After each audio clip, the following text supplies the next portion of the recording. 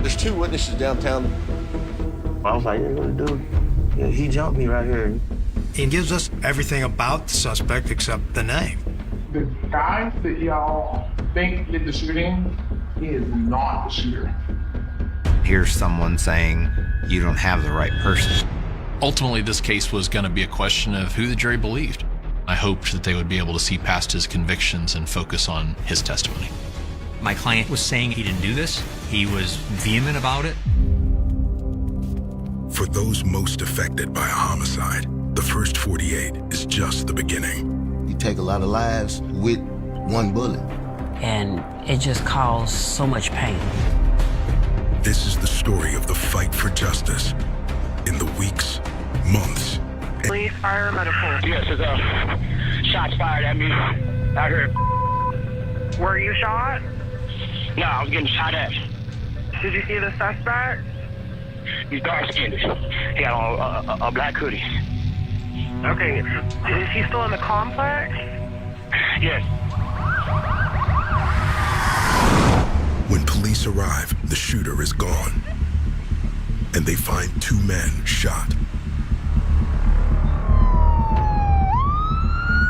Both are rushed to the hospital and into surgery. One of them dies. Hey. When I arrived at the crime scene, I was thinking it was a priority to get on it quick. We had someone brazen enough to open fire in a heavily populated apartment complex and just shoot at multiple people. That could be a continuing threat. Okay, here's the scoop. Shots fired. One guy, Shimon, he dies. 41-year-old Shimon Jones was born and raised in Tulsa. He worked as a cook at a local nursing home and is survived by two children. All of it happens outside. Shimon was found in the courtyard, shot in his back, leg, and right arm. And the other guy's at the hospital. I think through on the right side. The surviving victim is a 32-year-old man. He was shot once in the chest and is in stable condition. Where did it happen at? Up here in front of the playground. Looking at the courtyard, there's multiple shell casings on the ground, and I'm thinking, gosh, luckily we don't have more hit. The team finds 13 9mm casings. The casings were in a consistent pattern, so that gave me a belief that it was probably one shooter. There's two witnesses downtown. Okay. I have a good feeling that we've got witnesses. Now it's just a matter of sifting through it, collecting the evidence, and getting the story. Back at Homicide, Corporal Schilling and Detective Jason White interview the 911 caller, Archie. 70% of people are killed by somebody that they know. The 911 caller is a victim himself. We hope that he knew who the suspect was and was going to be able to tell us. Dude, my cousin died. Is it Shimon? Mm-hmm. Yes, I'm very sorry. To tell somebody that their loved one has died, it hurts. I mean, we hurt with them. And that's a tough spot to be in because you tell them something that's so emotionally devastating, but yet you're wanting to get a statement from somebody. What can you tell me? Last night, me and my girl, we got into a little small disagreement. She took it outside, trying to go over there. He says his girlfriend left and went to a downstairs neighbor's apartment. And I tried to get in there. We was kind of still arguing or whatever. Tried to give her a hug. He says the man in the apartment confronted him. They was mad at like, okay, get out the house. So I got out the house. And then that's when he called his little stepson. He says the neighbor was joined by his stepson and two other men. All four of them started, beating me up. Had a pistol, hit me with the pistol, and started kicking on my body and all that, on my head. He ended up getting jumped by the group of guys from the apartment that his girlfriend went to. Archie says one of the stepson's friends had the pistol. Yeah, he's the main one. I was like, don't kill me. I took out running. When you start hearing what happened with Archie the night before, that helps us walk forward and get a picture of who's doing what their motives are, and the connection of these individuals. Because running into a guy that just shoots them doesn't really make sense as a standalone incident. Okay. So what happens today?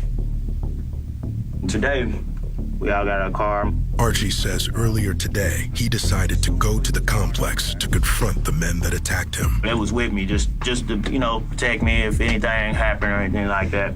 He says he met up with Shimon, the surviving victim, and the other witness.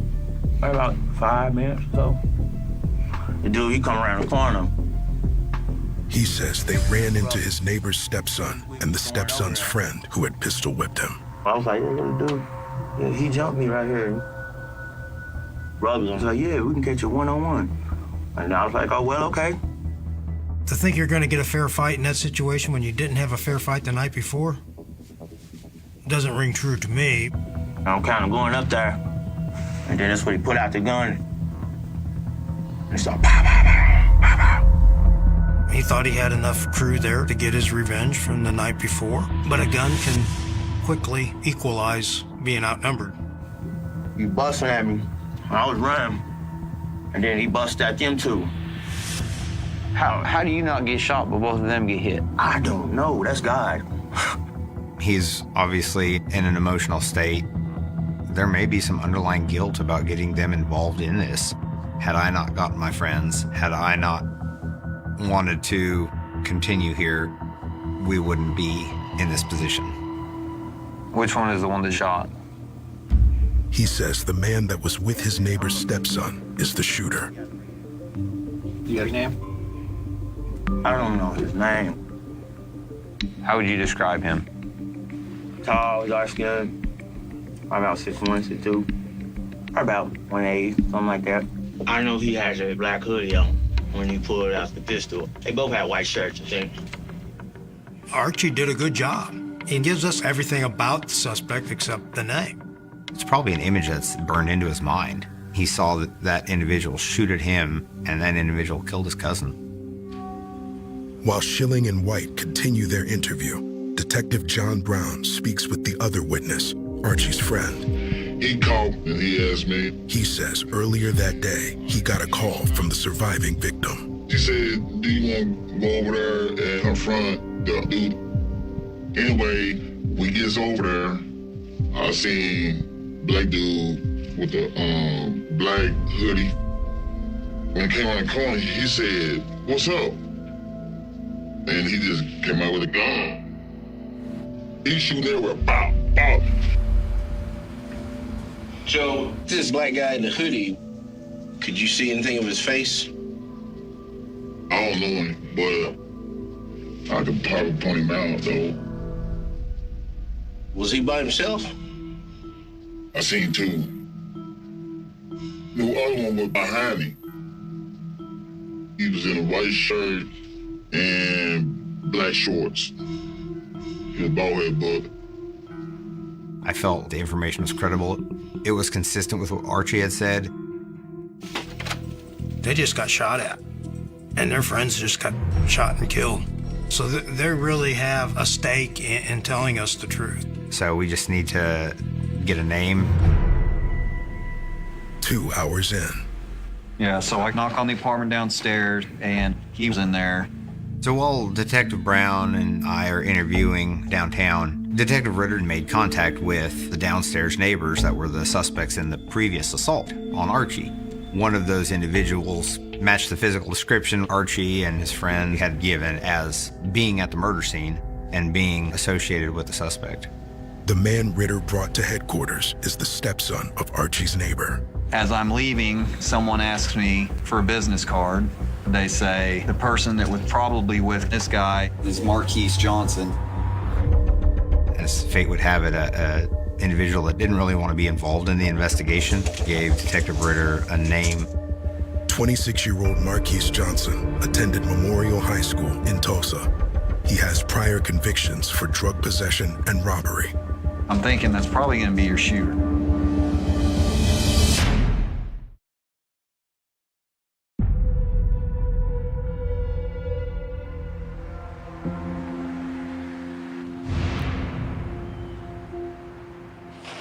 Starting to the left and coming around.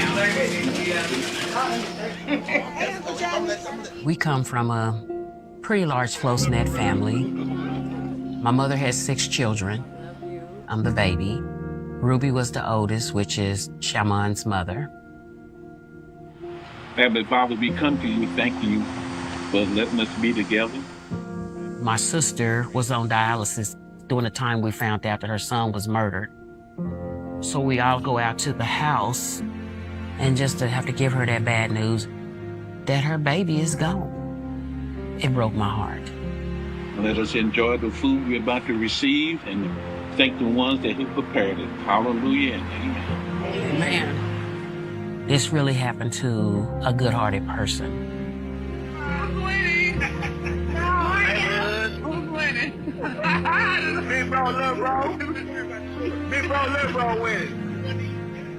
He was family-oriented.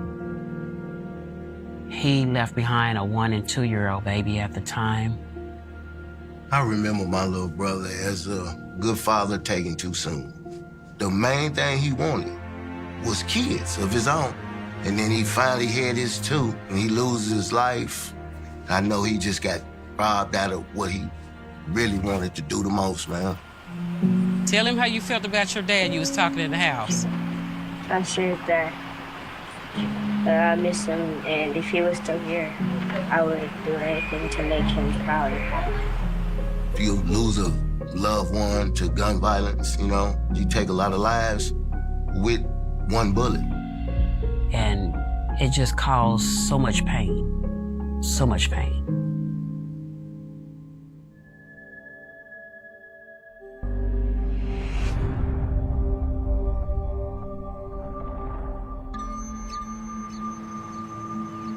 We need to put together a photo lineup with him in it and show your witnesses. 2 hours into the investigation. Marquise's history, although he had had prior run-ins with the police, there wasn't anything there that made me think, oh, he's a born killer. We need that one affirmative, this is the guy, before we can get a warrant out for them and track them down wherever they may be. Schilling shows Shymon's cousin, Archie, a photo lineup. All right, why don't you look through those?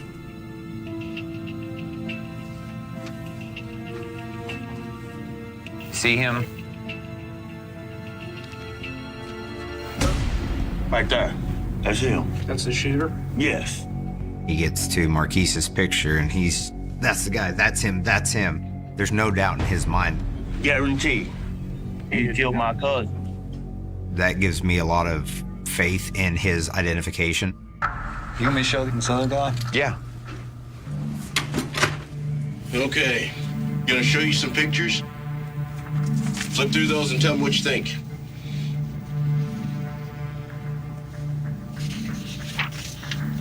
That was him. 2 for 2. They both picked up Marquise Johnson. I feel really good at that point. We had enough for probable cause to arrest Marquise for murder and for shooting with intent to kill. Now we have to find him. So the guy with Marquise, he's gonna know where Marquise is at. Hopefully. Detectives turn to the man Ritter picked up at the apartment complex. Doing well. The neighbor's stepson, who is also Marquise's friend. He's an eyewitness to the events. Whether he's involved in them or he's just a third-party witness, he can give me some critical information, so I really wanted to talk to him. So there's some drama happened outside your apartment last night. I don't know. I wasn't there. Okay. Well, that's if we ask you the questions, you can answer them, and then we can be done. Do you want to talk to us? I don't know what's going on, so I'm really confused. Well, let's stop for a second. People have already said, this right here, he was there. I'm not saying you were there. He's not saying you're there. There's other people that says your ass was there. You don't see much of a reaction from Detective Brown very often, but I think he was just a little bit irritated the fact that this guy knew and wasn't coming off of it. Nobody says you did anything other than to be there, okay? That's an issue that you are going to have to overcome. I would like a lawyer for that. It's fine. He didn't want to talk to us, didn't want to be involved, and pretty much ended before it started. Detectives booked the neighbor's stepson on outstanding traffic warrants. I wasn't expecting that the friend would really want to talk to me, but based on Archie identifying Marquise as a suspect, our fugitive warrants unit can go looking for him. We're on up to do some surveillance or maybe run some tag. All right, we'll let you know. We're on 10F. They'll find every place that person might stay, lay their head. Corporal Matt Hart and the Fugitive Warrant Squad head to a possible address for Marquise Johnson. It's North Tulsa. We'll just sit on it for a little bit and see what we see. Ideally, we see a car leave and we follow it. It's a cat and mouse game.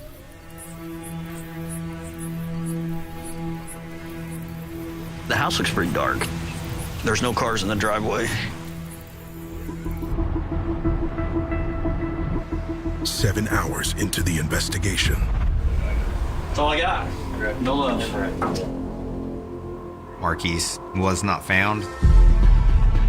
There's nothing that says in this playbook that Marquise Johnson has to stay in this town. And we believe that he didn't.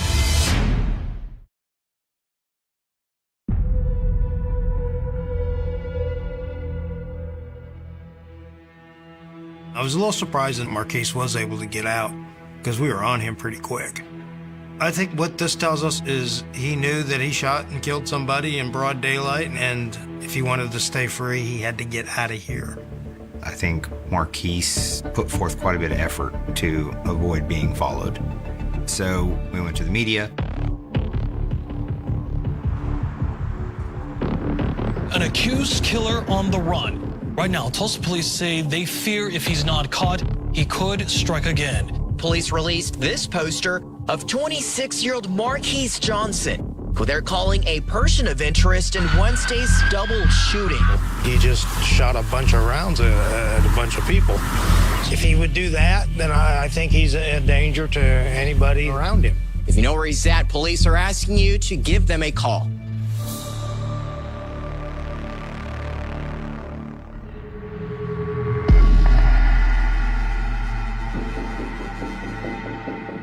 As the first 48 runs out. Different people have called, thought they saw him different times here in Tulsa, but none panned out. Marquise is still nowhere to be found. We've put him in the national computer. We've put his picture on tip sheets. We've done everything we can do to alert authorities that he's wanted. While the search for Marquise continues, Schilling visits the surviving victim in the hospital. It was about 5 or 6 days after the shooting, and he was in stable condition, able to talk. I wasn't there the night before. My cousin called me the next day. He tells Schilling he learned about the attack on Archie the night before the shooting. So, a few hours later, I ended up going out there. And we kind of seen two of them. It was a tall, dark one, and it was another shorter one with some dreads. He says they confronted two of the men who had jumped Archie. They started to run. They disappeared. But he says they ran into the men again later that day. I started confronting the dude. He didn't seem to be holding back, seemed cooperative. And I mean, as soon as I looked back at the guns already pointed at me, we just started shooting.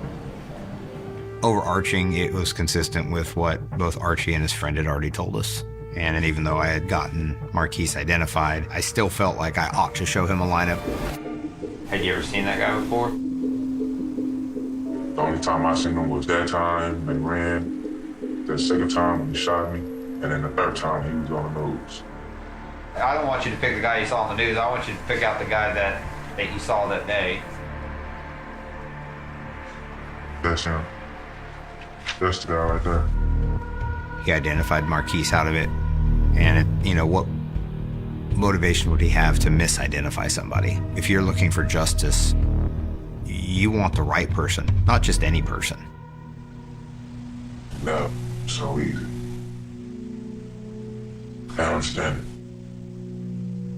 His brothers. I don't know what to tell them. I don't know what to tell them. At this point in my investigation, I talked to all the eyewitnesses that I'm aware of. So we just need to find Marquise. But 9 days in, Schilling learns about a witness who was hesitant to speak with police the day of the shooting. We had a 911 caller that had given a suspect description that was different than Marquise. We have to investigate that. Otherwise, the defense attorney's going to say, you didn't do your due diligence. And what if they're right? So Detective Brown and I went and did a follow-up with that witness so we could see what information they had. So you're on the 3rd floor balcony. So what did you see happen? The guy that did the shooting was standing out, like in his breezeway area, and 3 guys were kind of walking up on him, and they were like being real, like aggressively verbally, like arguing. I don't know if he thought maybe they were all gonna jump him or what, but he just started shooting. The witness tells Schilling the shooter is a man they've seen around the apartment complex. And you're positive that you saw him shoot? Yes. The other individual that the witness is claiming did the shooting was someone that we've had contact with, we're familiar with. He's one of the bigger drug dealers in that complex. He had been named as a shooter and other things, so it was credible. Schilling presents a photo of the man the witness claims is the shooter. Do you recognize that picture? Now, I'll be honest, I wouldn't face outside, mostly inside. So I couldn't give you it.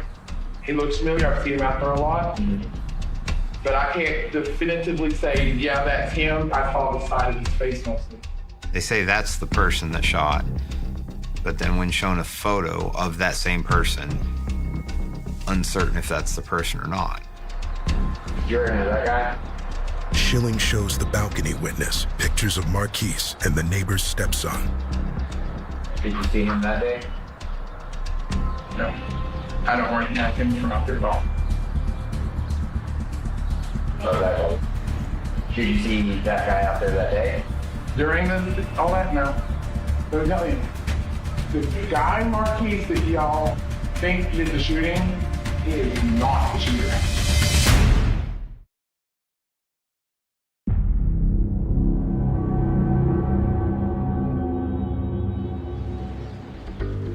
With the balcony witness saying, you don't have the right person, it's someone else. There's a level of insistence that's like, okay, this is pretty believable, but how can that be? How can everything else point to Marquise?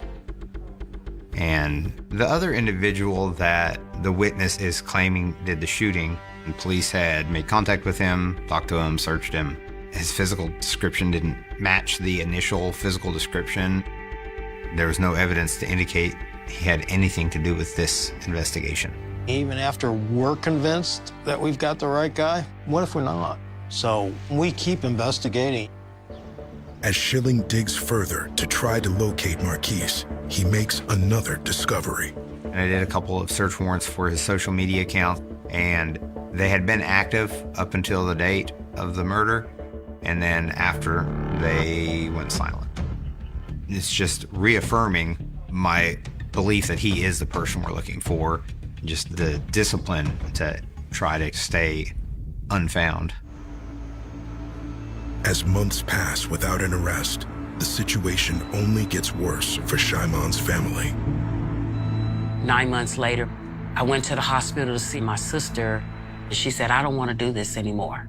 Tired of hurting. I miss my son. She asked me to make sure that I get justice for Shamon, and I promised her that I would do that. And I think a week later, my sister passed away.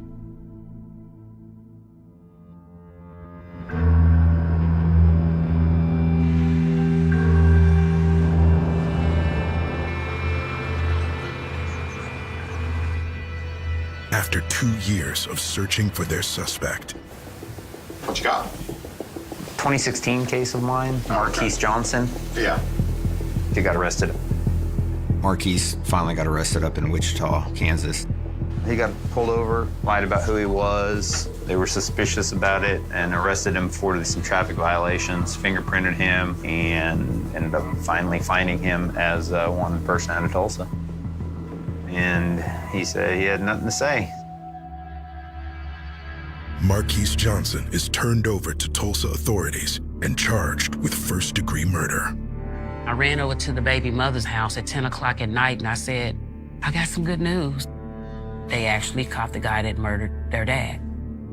There was no doubt in my mind that he was the one who had pulled the trigger that day. We were going to take it to trial, see if we could get it proven guilty. But there's not going to be much DNA. There's not going to be the fingerprints. It will be the eyewitnesses pointing in the courtroom at Marquise saying that is the man I saw shoot.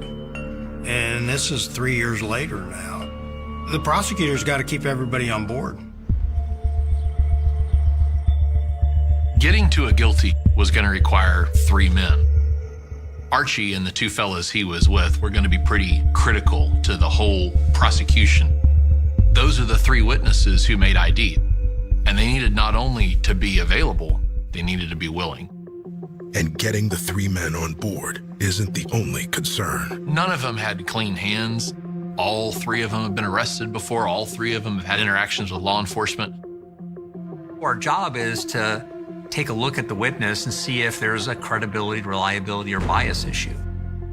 Marquise was saying he didn't do this. He was vehement about it. He wanted to go to trial. Me as a defense attorney, I've had enough clients who will sit there and go, I didn't do it. I'm not guilty. I'm innocent. And yet Marquise was saying it in a way that honestly had me really seriously looking at all the facts from his perspective with a level of intensity. He wasn't there by his admission. And so when we started looking at the different statements that individuals had made to police, a lot didn't line up. The defense's challenge is not to get 12 people unanimously to say not guilty. Sometimes it's simply just to get one juror to have some reasonable doubt. Archie had one version of it. Another witness had another version of it entirely.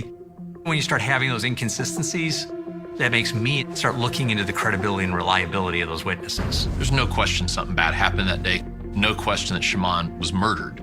The simple question was, can we prove to a jury that Marquise Johnson was the shooter?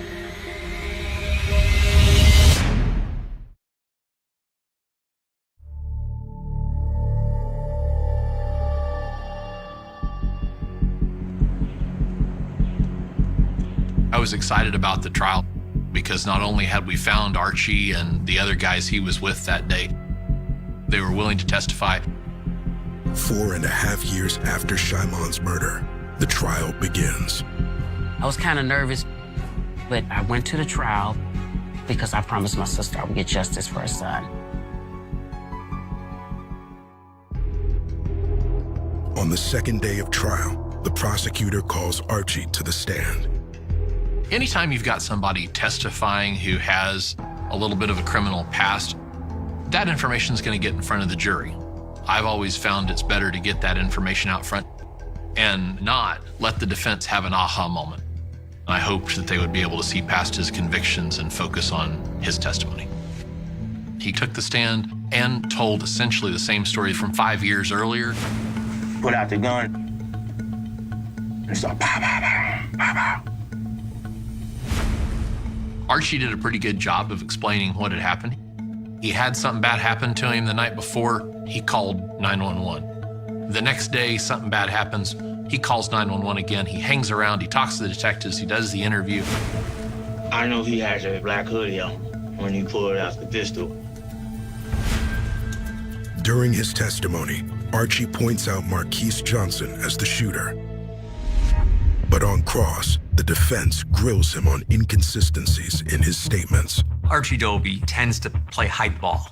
He's not going to be straightforward. I challenged Archie on how many people got out of the vehicle. What he testified on direct and what he was trying to testify with me didn't match his police report. He started making excuses. Archie was getting pretty frustrated. Brian Boheim was challenging him on things he remembered and where he was and who he was with at various points in time.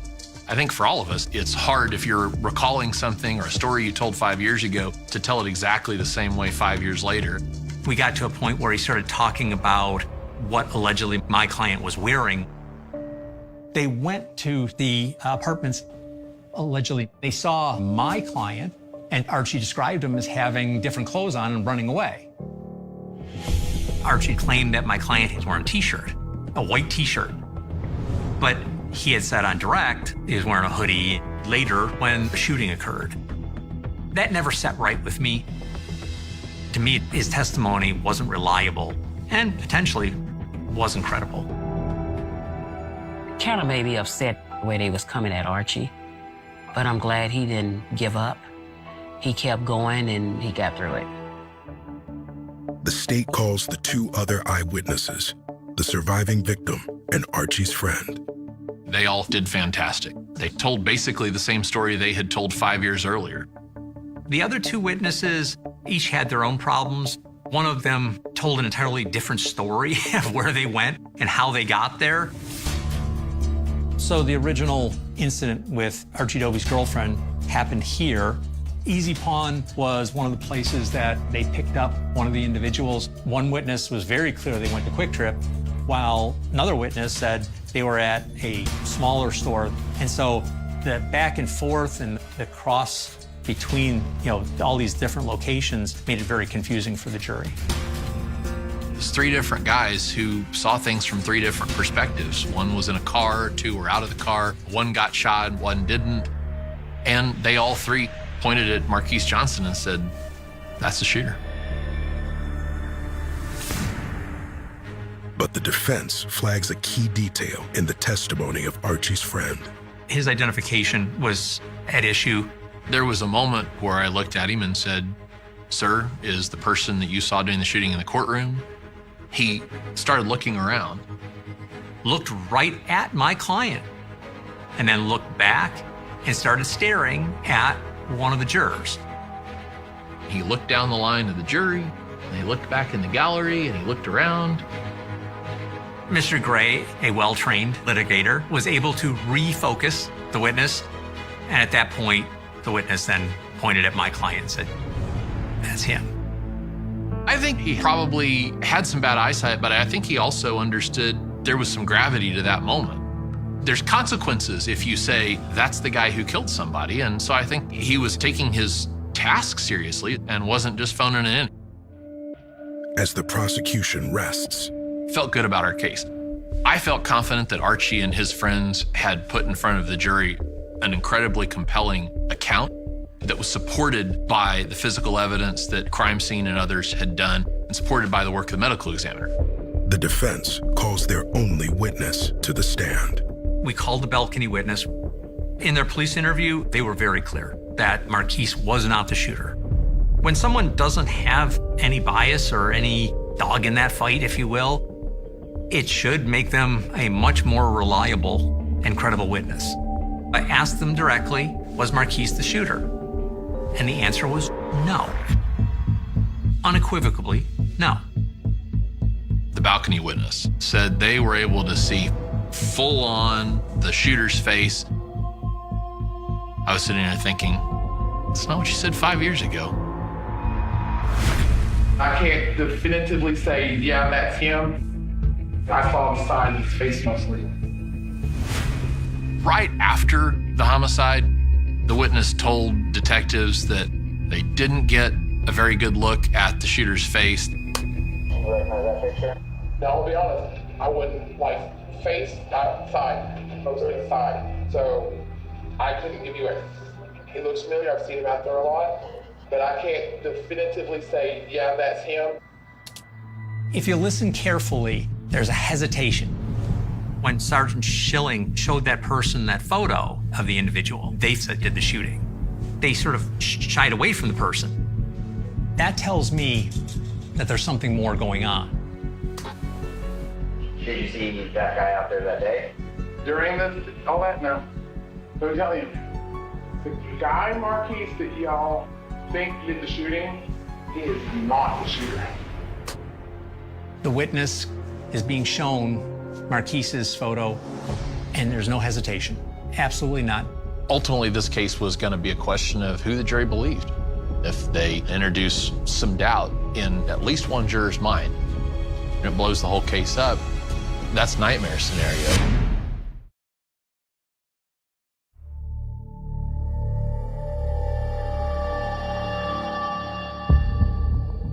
The balcony witness was never able to say conclusively, that's the person I saw doing the shooting. And on cross-examination, the prosecutor draws attention to another detail in their testimony. They said not only did they see some of the initial shots, but that right at the end, the shooter went and stood over Shymon's body and then continued to pour round after round after round into Shymon. Their story just got more exciting and more graphic and more awful.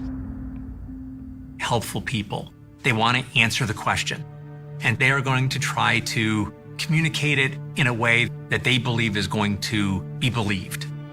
It's not an attempt to be dishonest. It's an attempt to try to emphasize that they know what they saw. Just to make a point, asked witness about how far away they thought they were from the shooter, and they said, 20 or 25 feet. The prosecution has the opportunity to call a rebuttal witness, and I needed to pretty conclusively slam the door on what the balcony witness had to say. The state calls Sergeant Schilling to the stand. They said that the shooter had walked up on Shymon and shot him while he's on the ground. That's pretty compelling testimony. The unfortunate part is there's nothing to corroborate that. So I explained to the jury there are no shell casings in the vicinity where Shymon went down to the ground. There are no projectiles into the ground, and there's no injuries on him that are consistent with close proximity gunshot. And Schilling states there's another inaccuracy in the witness's claims. I'd actually had the opportunity to measure the distance from the third-story balcony towards the area the shell casings were located, and it's 85 to 100 feet.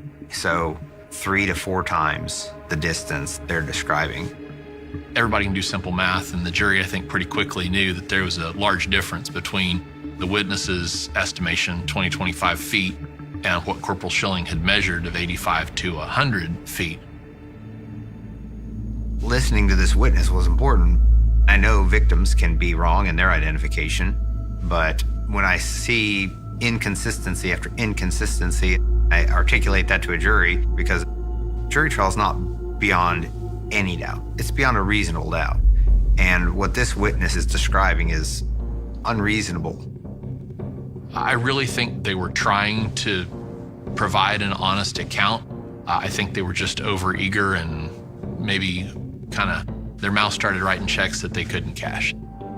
Potentially, the memory of this person wasn't spot on the side details, but that had nothing to do with the identification of the shooter. That person was just trying to do the right thing and came forward.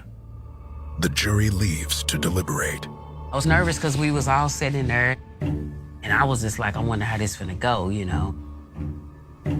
6 hours later. The jury found Marquise Johnson guilty of murder in the first degree.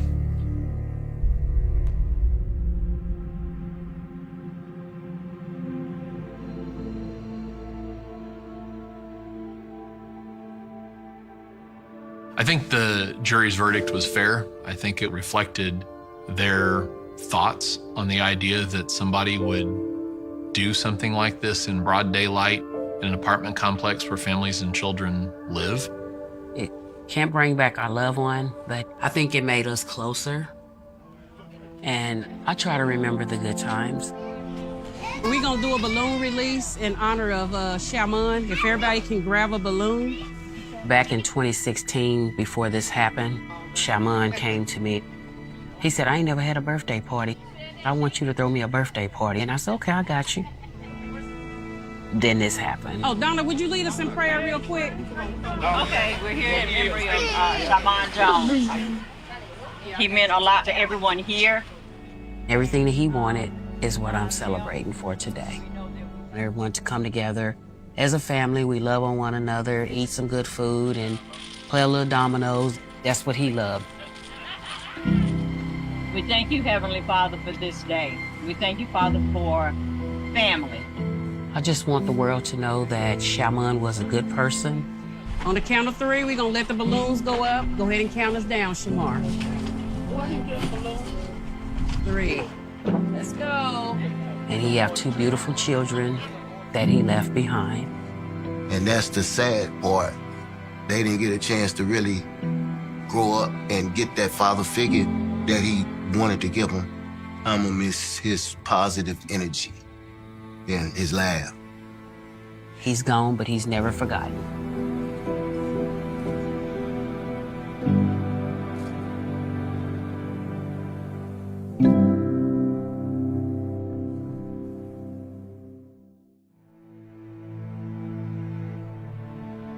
John Brown was one of the coolest guys you'd ever work with. He was one of the friendliest guys you'd ever work with. He was a good friend of mine. We were partners for the first 6 years that I was in homicide. I really cut my teeth learning from him. If I ever had to pick anybody to go find a killer with, it would be him. I kept him with me forever. Undercover, burglary, patrol, robbery, wherever I went. He tells it with heart and soul.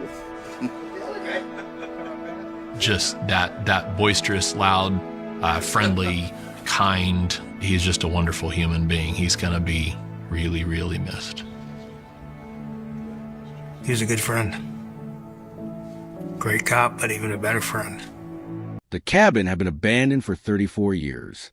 No electricity. No running water. No footprints leading to the door. No sign that anyone had stepped inside since the summer of 1989. At least, that was what everyone believed. But when investigators opened the rusted lock and pushed the wooden door into the darkness, they found something waiting inside.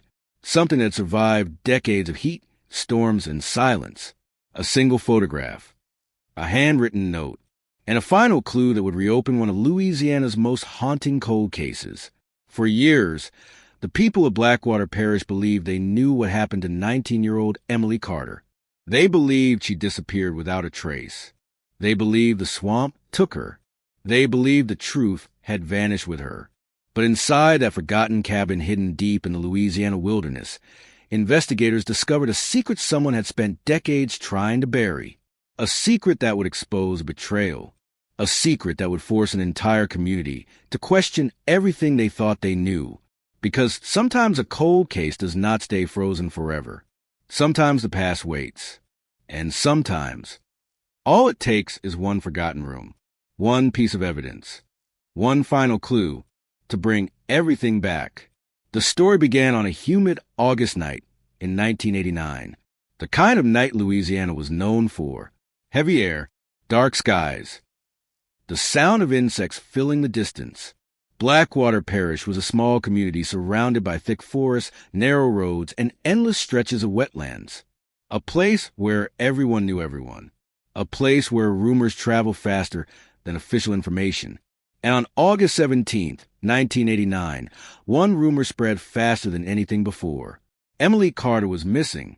Emily was not someone people expected to disappear. She grew up in Blackwater Parish. She worked part-time at a local diner. She helped her mother after school. Neighbors described her as quiet but determined. The kind of person who remembered birthdays. The kind of person who stopped to help strangers. At 19 years old, she had plans. She wanted to leave Louisiana someday. She wanted to study photography. She wanted to see places beyond the small town where she had spent her entire life. But on that August evening, those plans ended. The last confirmed sighting of Emily came at 9:42 p.m. A customer at the diner remembered seeing her leave after finishing her shift. She walked toward the parking lot. She carried her camera bag. She waved goodbye to a co-worker. Then she disappeared. Her car was found less than 2 miles away near an old dirt road leading into the forest. The driver's door was unlocked. Her keys were still inside. Her camera was missing and on the passenger seat. Police found a single piece of paper, a handwritten message, 3 words. She knows everything. Those words would become the center of the investigation because nobody knew who she was, and nobody knew what Emily had discovered. The first days of the investigation were chaotic. Police searched the surrounding woods. Volunteers walked through the swamp. Boats moved through the waterways. Helicopters searched from above, but there was no sign of Emily. No clothing, no belongings, no evidence explaining where she went. The case quickly became one of the biggest stories in the region. Local newspapers printed her photograph. Television stations covered every development. Her family appeared on camera asking for help. Her mother, Linda Carter, repeated the same sentence every interview. Someone knows what happened.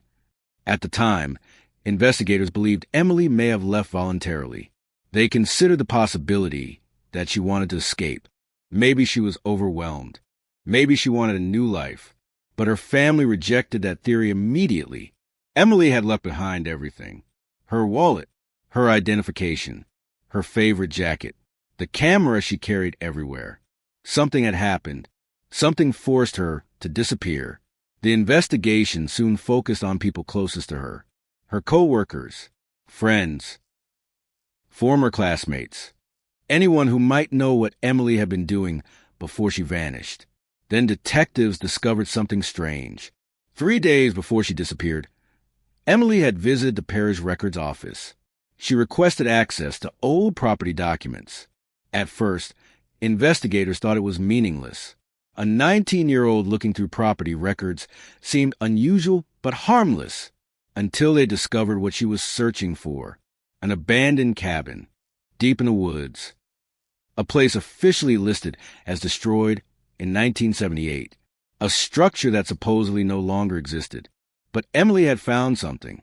A property map showing the cabin was still standing, and someone had been using it. The name attached to the property shocked investigators. The cabin had once belonged to Thomas Bell, a local businessman who disappeared in 1974. His disappearance was never solved. No body, no suspects, no explanation.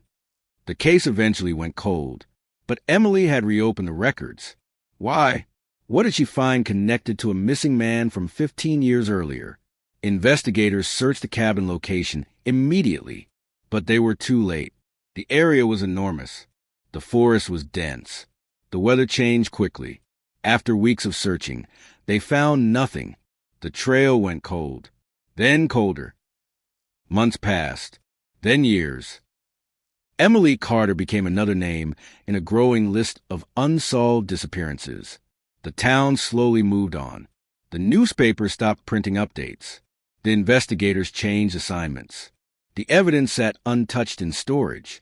But one person never stopped looking: Detective Marcus Reed. He was the original investigator assigned to Emily's disappearance. And unlike many others, he never believed she simply vanished. He believed someone knew. Someone had always known. For 34 years, Reed carried a box containing every piece of evidence from the case. Every photograph, every interview, every unanswered question. He retired in 2019, but he still kept the box. Because one detail always bothered him: the note found inside Emily's car. She knows everything. For words that never made sense. Until 2023. That was when a storm destroyed a section of forest outside Blackwater Parish. The hurricane winds knocked down hundreds of trees. The landscape changed overnight, and hidden beneath decades of vegetation, something appeared. A roof, an old wooden structure, a cabin. The same cabin Emily Carter had searched for in 1989. The cabin everyone believed was gone. Investigators arrived expecting an abandoned ruin. Instead, they found something impossible. The door was locked. The windows were covered from inside. and fresh marks surrounded the entrance. Someone had been there recently. Inside the cabin, the air was thick with dust. The furniture was old. The walls were damaged, but everything looked strangely preserved, almost as if someone had left in a hurry. On the table in the center of the room sat a small wooden box. Inside was a collection of photographs, letters, newspaper clippings, and one envelope. The envelope had a name written across the front, a name that made every investigator stop. Emily Carter. 34 years after her disappearance, the missing girl had left behind a message, and inside that abandoned cabin, the final clue was waiting. The envelope with Emily Carter's name written across the front had survived 34 years inside the abandoned cabin. No water damage, no insects, no falling, almost as if someone had protected it, almost as if someone expected it to be found. Investigators photographed every inch of the cabin before touching anything. The discovery was immediately classified as a major breakthrough. For decades, the Carter case had been a mystery with no direction. Now, for the first time, investigators had something that connected directly to Emily, something she had left behind, something she wanted someone to find. The envelope was opened under controlled conditions. Inside was a single sheet of paper, Emily's handwriting. There was no doubt. The forensic examiner confirmed it within hours. The message was short, only 6 sentences. But those sentences changed the entire investigation. If you found this, it means they failed to erase everything. I know what happened to Thomas Bell. I know why people disappeared. The records were never lost. They were hidden. Trust no one in Blackwater. Detectives read the note repeatedly because one name stood out. Thomas Bell, the missing businessman from 1974, the man whose disappearance had been forgotten. Emily had not been investigating her own disappearance. She had been investigating another cold case, and somehow that investigation had led to her own disappearance. The discovery reopened old wounds in Blackwater Parish. Residents who had moved on suddenly began remembering details they had ignored decades earlier. A strange vehicle parked near the woods, late-night meetings near abandoned properties, people who suddenly left town, people who stopped asking questions. The cabin became the center of the investigation. Every object inside was analyzed, every fingerprint, every fiber, every piece of paper. And then investigators found something hidden beneath the floorboards, a metal container. Inside were dozens of documents, property records, photographs, personal letters, and police reports that had never been released. The documents belonged to Thomas Bell, the businessman who vanished in 1974. For nearly 50 years, everyone believed Bell disappeared because of financial problems. Rumors claimed he owed money. Some believed he ran away. Others believed he was involved in illegal activities. But the hidden files showed a different story. Thomas Bell had discovered something connected to land ownership around Blackwater Parish, something involving powerful local families. The records revealed that several properties near the swamp had changed ownership under suspicious circumstances. Land belonging to missing residents, land belonging to families who left suddenly, land transferred through companies that existed only on paper. And at the center of those transactions was one name, the Bellwood Development Group, a company created in 1973, the same year before Thomas Bell disappeared. Investigators searched the company's history. The company officially closed in 1976, but its records had been sealed, not destroyed. Sealed. The question was why. The answer came from one of the letters found inside the cabin, a letter written by Thomas Bell himself, dated July 1974. 1 month before he disappeared. They are not buying land. They are removing people. The letter continued. Everyone thinks the swamp is empty. They don't understand what is beneath it. The final line was damaged. Only a few words remained. The names are inside. The rest was missing. But Emily had found enough. She had followed the same trail. The investigation shifted. Emily was no longer viewed as a random victim. She was a witness. A person who discovered something someone desperately wanted hidden. Detectives searched Emily's old belongings again, this time with a different perspective. Her camera, her notebooks, her computer files, everything. And then they found something they had missed in 1989, a hidden folder on an old backup disk. The technology was outdated, but the files were recovered. Inside were photographs, not ordinary photographs. Surveillance images. Emily had been watching people. The images showed meetings, vehicles, buildings, and one location appeared repeatedly, a small church outside Blackwater. The same church where several families connected to the land disputes had attended for generations. Investigators studied the photographs. Then one image caught their attention. Emily had photographed a meeting behind the church, for people standing together. One was Thomas Bell. Impossible. Bell disappeared in 1974. The photograph was taken in 1989, 15 years after he vanished. The image created a new mystery. Was Thomas Bell alive? Had he been hiding? Or was someone using his name? The investigators compared the person in the photograph with older images. The facial structure matched. The height matched. The body shape matched. But there was one problem. The person in the photograph looked older, only 15 years older, exactly as he should have. Thomas Bell had not disappeared. He had been hidden. The discovery changed everything. The original Bell disappearance investigation had been wrong from the beginning. He was not a runaway. He was not a victim of financial problems. He had disappeared because someone needed him gone. But why? And why did Emily find him? The next breakthrough came from a hidden audio recorder found inside the cabin. The device was old. The tape was damaged. But investigators recovered several minutes of audio. A man's voice, older, weak, but recognizable. Thomas Bell. The recording began with him speaking quietly. If you're hearing this, then Emily found the cabin. A pause. She was smarter than they expected. The investigators froze. Thomas Bell knew about Emily. He knew she was searching. The recording continued. I tried to warn her. I told her to stop. But she wanted the truth. Another pause. Then a sentence that sent shockwaves through the investigation. The people who took me in 1974 are the same people who came for Emily. The tape ended, but the damage was done. A decades-old disappearance and a 34-year-old cold case were now connected. The same people, the same secret, the same hidden network. The question investigators now faced was terrifying. If Thomas Bell survived, where had he been for all those years? And if he was still alive, why had he never come forward? 3 days after the cabin discovery, investigators received another piece of evidence.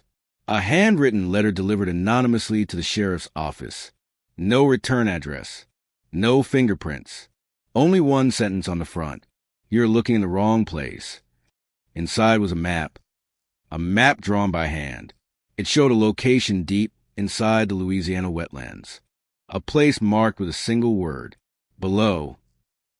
And beneath the map, a name investigators had never connected the case before. The person who had controlled Blackwater Parish for decades. The person whose family appeared in every hidden record. The person who had been present during both disappearances. Sheriff Daniel Whitmore. The same sheriff who led the original investigation into Emily Carter's disappearance. The name on the anonymous letter changed the direction of the investigation. Sheriff Daniel Whitmore. For 34 years, Whitmore had been remembered as the man who searched for Emily Carter. The sheriff who stood beside her family. The sheriff who promised the community that he would never stop looking. His face appeared in old newspaper articles. His voice appeared in archived television interviews. He was the person everyone trusted. But the hidden documents inside the cabin suggested something far darker. Sheriff Whitmore had not simply investigated the disappearance. He had been connected to the events surrounding it.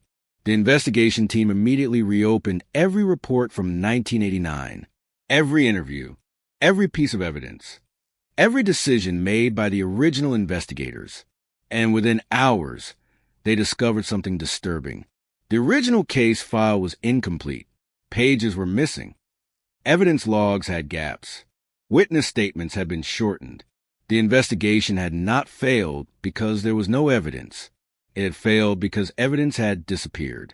And the person responsible for maintaining those records was Sheriff Daniel Whitmore. Detective Marcus Reed, now retired, returned to Blackwater Parish when he heard the news.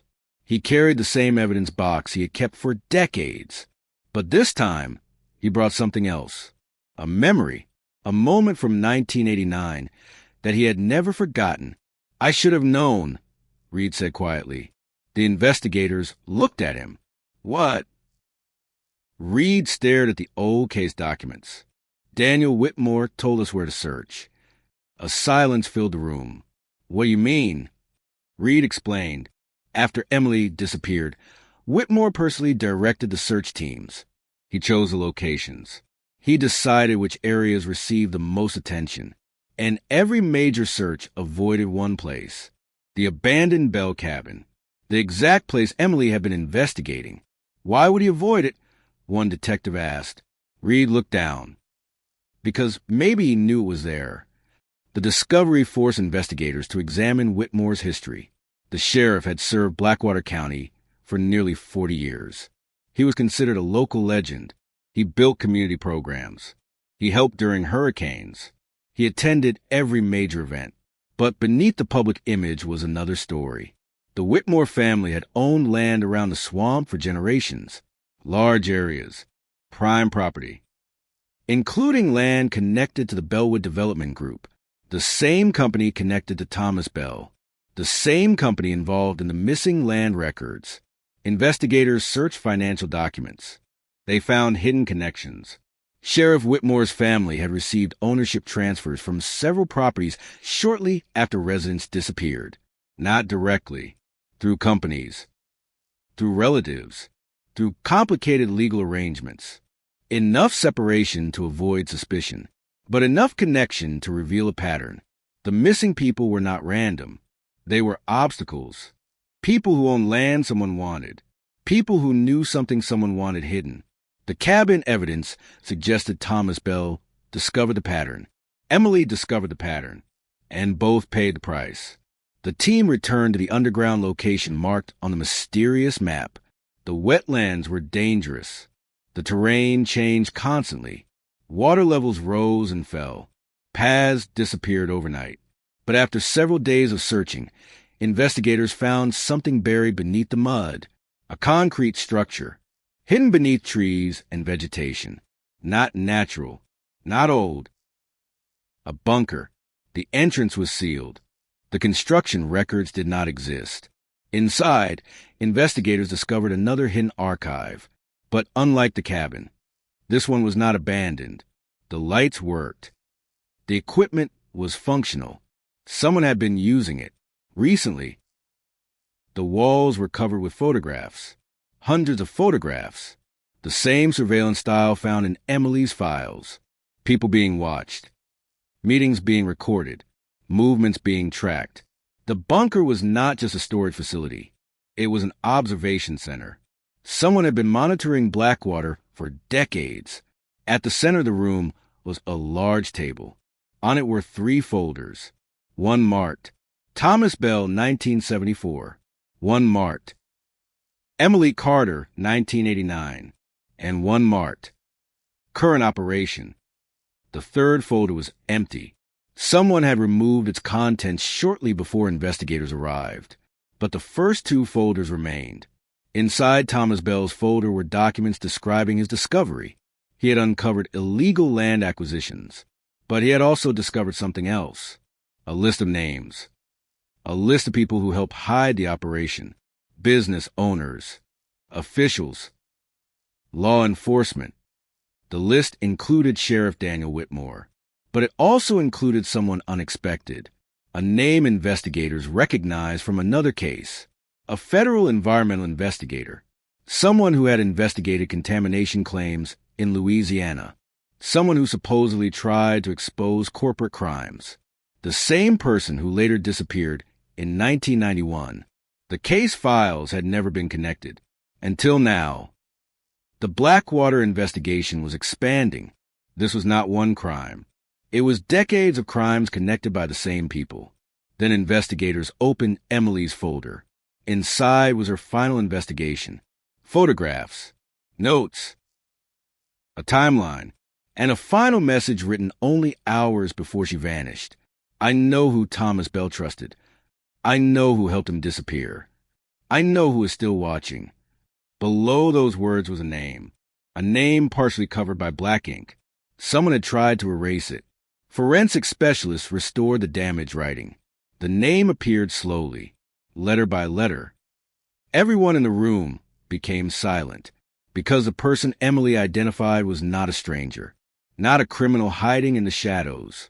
It was someone she knew, someone she trusted, someone who had helped her investigation. The name was Detective Marcus Reed, the retired investigator who had spent 34 years searching for Emily Carter. Reed looked at the restored document. His face changed. Not anger, not surprise, fear. I didn't write that, he whispered.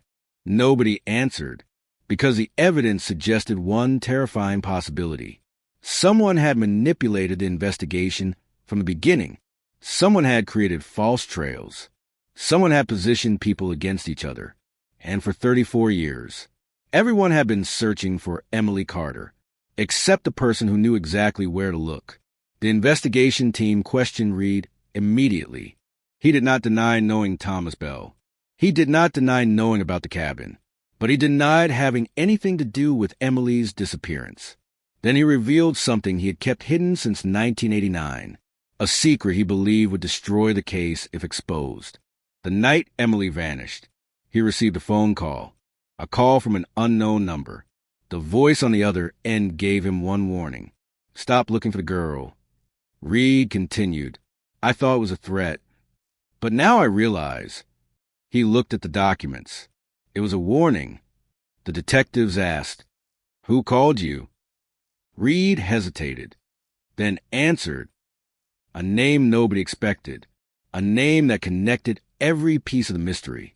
A name that would reveal why Emily disappeared, why Thomas Bell vanished, and why the cabin remained hidden for decades. The voice on the phone belonged to Thomas Bell. The room went silent after Detective Marcus Reed spoke the name. Thomas Bell. For decades, everyone believed Thomas Bell was a missing man, a forgotten case, a name written on old paperwork and buried in dusty files. But according to Reed, Thomas Bell had been alive in 1989, alive enough to make a phone call, alive enough to warn an investigator, alive enough to know Emily Carter was searching for him. The impossible became the only explanation. Someone had been lying, and they had been lying for nearly 50 years. The investigators demanded answers from Reed. Why didn't you tell anyone? The retired detective looked down. Because I didn't believe him. You received a call from a missing person and didn't report it? Reed remained silent. The silence was an answer. He knew how it looked. A detective hiding evidence. A detective protecting a secret. The same thing he accused others of doing. But Reed explained what happened that night. October 1989. 2 months after Emily disappeared. The phone rang at his home. No caller ID. No warning. Only a voice. Older, weak, but calm. The man said one sentence. She found the cabin because I wanted her to. Reed remembered the exact words. Because they terrified him. He asked who was calling. The man answered.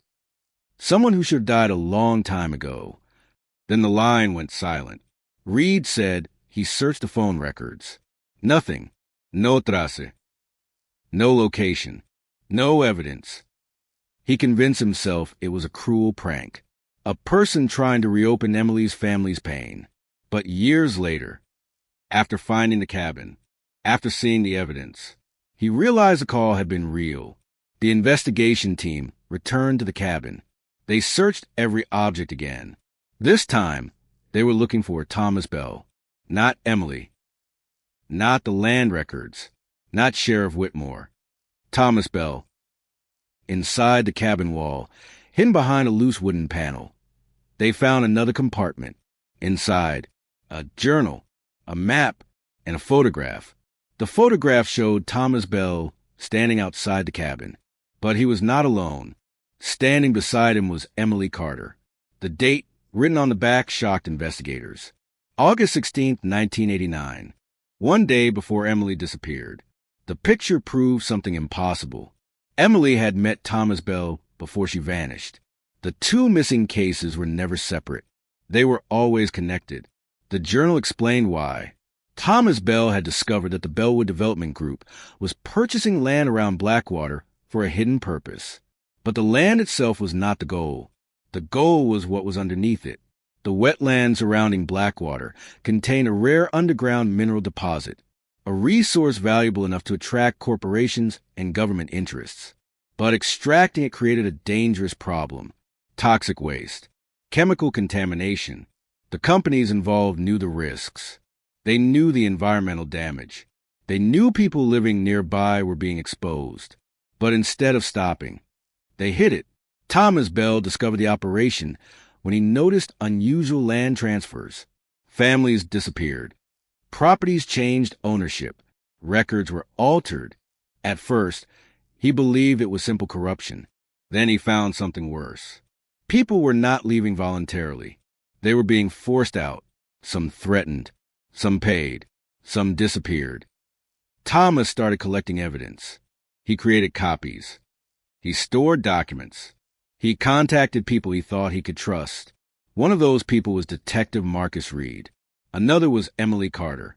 The journal explained how they met. Emily had been working at the diner when Thomas Bell returned to Blackwater. He was older, living under another name, trying to remain invisible. But he noticed Emily because she asked questions. She listened. She noticed details other people ignored. Thomas believed she could help him reveal the truth, but he underestimated how far the people involved would go. The final pages of the journal became darker. Thomas wrote, "Emily knows now. She understands why they are afraid. She wants to expose everything. I told her the truth has a price." The next sentence was unfinished. The ink stopped. The page was torn. Someone had removed the final entry, but beneath the missing page was another message, written directly on the wooden surface. Not by Thomas, by Emily. 3 words. Find the water. Investigators immediately returned to the map found in the cabin, the underground bunker, the abandoned properties, the old mining routes. Everything connected. But the phrase, "find the water," pointed somewhere else. The wetlands, the place where the contamination supposedly began. Environmental specialists scanned the area. Within days, they found something disturbing: an underground pipeline system, hidden beneath the swamp. The pipes connected abandoned industrial sites across Blackwater. And the final destination was not a factory, not a storage facility, not a disposal area. It led directly into the local water supply. The town had been drinking contaminated water for decades. The discovery caused panic. Residents demanded answers. How long had officials known? Who approved the system? Who covered it up? The answer appeared in another hidden document, a construction approval form from 1975. The signature at the bottom belonged to Sheriff Daniel Whitmore, the same sheriff who investigated Thomas Bell's disappearance, the same sheriff who investigated Emily's disappearance, the same sheriff who claimed he wanted the truth, but the evidence suggested otherwise. Whitmore was not just protecting criminals. He was protecting himself. Investigators searched for Whitmore, but he was no longer in Louisiana. He had moved years earlier, retired peacefully, living in another state. The man who controlled Blackwater for decades had escaped the town before the truth surfaced. But then something unexpected happened. Whitmore contacted investigators himself. He requested a meeting, not through lawyers, not through representatives. Personally, he agreed to speak. But he had one condition. He wanted Detective Marcus Reed present. When Morgan asked why, Whitmore gave a chilling answer. because he knows the part nobody has found. The interview took place 3 days later. Whitmore arrived in a wheelchair, older, fragile, nothing like the powerful sheriff from the old photographs, but his eyes were sharp. He looked at the evidence on the table, the cabin photographs, the documents, the surveillance files. Then he looked at Reed. "You finally opened the box." Reed said nothing. Whitmore smiled slightly. 34 years. You let everyone believe she was gone. Whitmore looked down. I let everyone believe what they needed to believe. Morgan leaned forward. What does that mean? Whitmore took a long breath. It means Emily Carter was never supposed to disappear. The room froze. Then what happened? Whitmore looked directly at Reed and said the sentence that changed everything. Ask him. Everyone turned toward Marcus Reed, the detective who spent 34 years searching for Emily, the detective who kept the evidence, the detective who received the warning call. Because according to Sheriff Daniel Whitmore, Marcus Reed knew exactly what happened the night Emily Carter vanished. The accusation changed the entire room. For 34 years, Detective Marcus Reed had been the person searching for Emily Carter, the man who refused to close the file, the man who kept her photograph on his desk, the man who told reporters that someone knew the truth. Now, the person he spent decades investigating was pointing directly at him.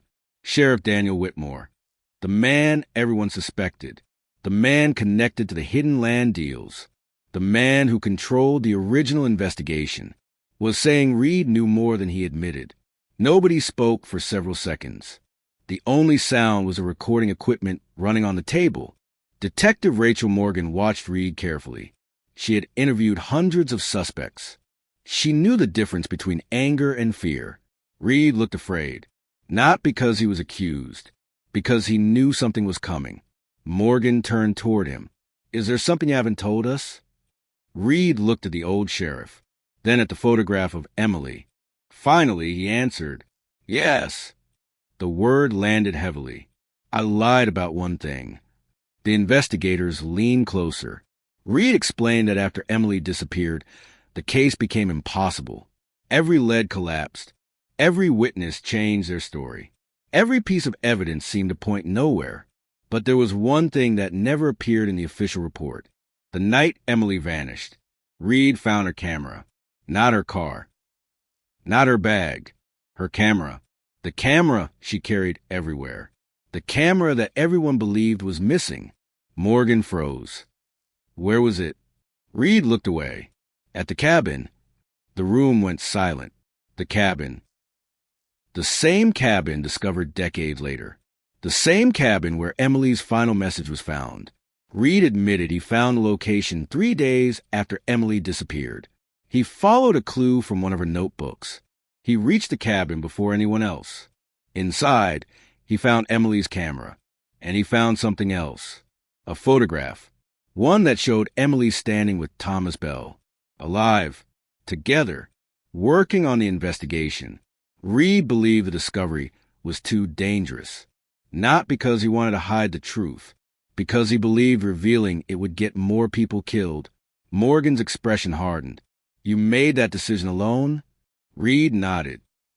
I was wrong.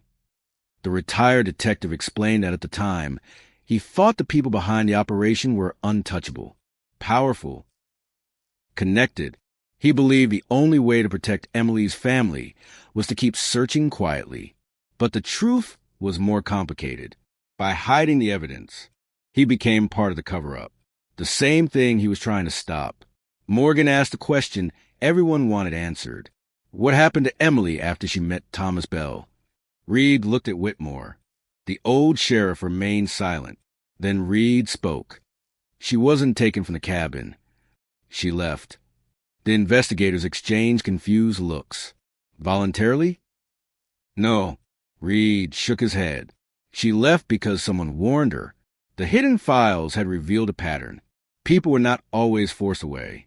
Sometimes they were convinced to disappear, threatened, manipulated, trapped. Emily realized she had uncovered something bigger than a crime. She had uncovered a system. and she knew exposing it immediately would fail. So she made a decision. She disappeared on purpose, at least temporarily. She planned to gather enough evidence to destroy the operation, but someone discovered her plan. Someone she trusted. Someone close. Morgan looked at the evidence. Who? Reed hesitated, then answered, Thomas Bell. The room became confused. You're saying Thomas Bell betrayed her? Reed shook his head. No, he saved her. The explanation changed the entire case again. Thomas Bell knew Emily was being watched. He knew the people involved were becoming desperate, so he helped her disappear. The abandoned car, the missing camera, the mysterious note. All of it was designed to make everyone believe Emily was gone, because if the people hunting her believed she was dead, they would stop searching. But there was one problem. Thomas Bell underestimated one person, Sheriff Daniel Whitmore. Whitmore knew Emily was alive, because he knew the same network she was trying to expose. And according to Reed, Whitmore was the reason Emily never returned. The old sheriff finally spoke. That isn't true. Everyone turned toward him. Whitmore looked exhausted. Thomas Bell made mistakes. But I wasn't the one who hurt Emily. Morgan asked, then who is? Whitmore looked at the documents, at the photographs, at the files. Then he whispered, the person who created all of this. A new silence. The person above us all. Morgan frowned. Who? Whitmore did not answer immediately. Instead, he asked a question. Have you found the missing page from Thomas Bell's journal? No. Then you haven't found the truth. Whitmore explained that the missing page contained a name, not a suspect, not a criminal. The person who started the entire operation. The person who convinced everyone they were protecting Blackwater. The person who turned a small-town land dispute into a decades-long conspiracy. Morgan asked, where's the page? Whitmore looked at Reed. Ask him. Again, the attention returned to Marcus Reed. Reed closed his eyes. I destroyed it. The confession shocked everyone. He explained. After finding the journal in 1989, he discovered the final page. The page contained the name. A name connected to federal agencies. A person too powerful to confront. Reed believed exposing the name without enough evidence would accomplish nothing, so he removed the page. He hid it. For 34 years, Morgan demanded, where's it now? Reed reached into his jacket. He pulled out a small plastic envelope. Inside was an old, yellowed piece of paper. The final page from Thomas Bell's journal. Everyone watched as Morgan opened it. The handwriting was clear. The message was short. The operation was never about the land. The land was only the excuse. The real purpose was control. Below that, a name. The name that connected every disappearance, every hidden record, every false investigation, every person who had spent decades protecting the secret. Morgan read the name silently, then looked up. Her expression changed, because she knew the person. Everyone in the room knew the person. The name written on the page belonged to someone who was still alive, someone who had never been investigated, someone who had spent years presenting himself as a person who wanted justice. The final page identified federal investigator James Holloway, and beneath his name was one final sentence. He knows where Emily Carter is. His name on the page changed the investigation forever. James Holloway. For decades, Holloway had been considered one of the few people who tried to expose corruption in Blackwater Parish. His reputation was built on honesty, integrity, accountability. He was a federal investigator who arrived after several environmental complaints. The man who questioned suspicious land transfers. The man who pushed local officials for answers. The man whose reports helped uncover problems throughout Louisiana. But the hidden journal suggested something impossible. James Holloway was not outside the operation. He was inside it, and according to Thomas Bell, he knew where Emily Carter was. The investigation team immediately reopened every file connected to Holloway. The first discovery was disturbing. The federal investigator had not simply reviewed the Blackwater case. He had access to everything: the environmental reports, the property records, the police files, the missing evidence, everything.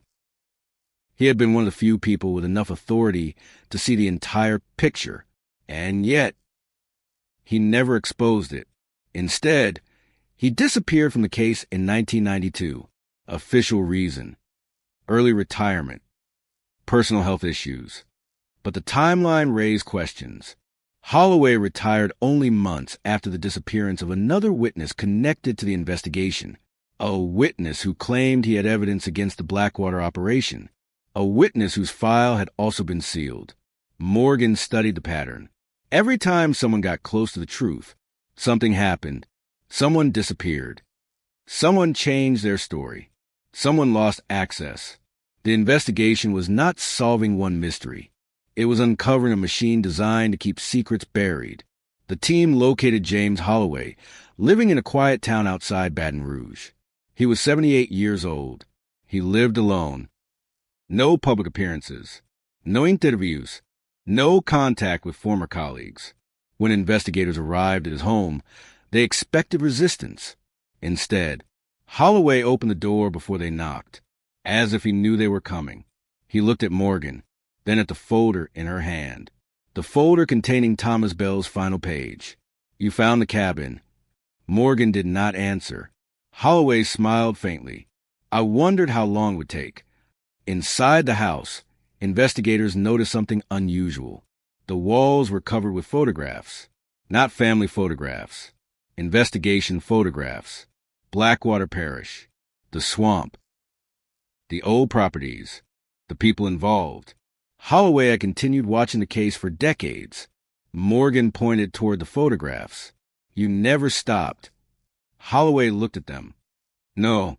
"Why?" He answered quietly. "Because I was waiting for someone brave enough to finish what we started." The statement confused everyone. "We." Holloway sat down. Then he told the story of Blackwater.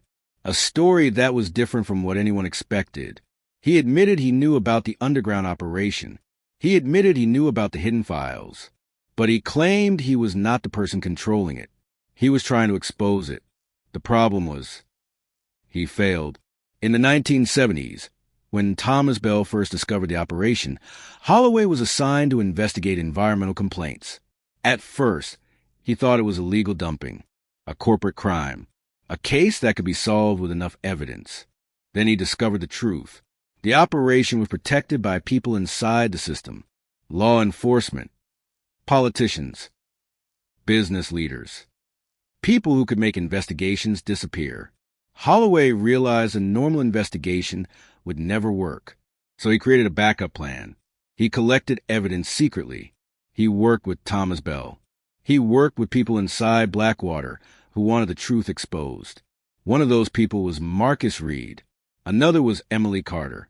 The question remained: if Holloway was helping them, why did Thomas Bell write his name as the person who knew where Emily was? Holloway explained: because Emily was not hiding from criminals. She was hiding from everyone, even the people trying to help her. After Emily discovered the full operation, she realized something terrifying. There was no guarantee that anyone on her side was safe. The network was too large, too connected, too powerful.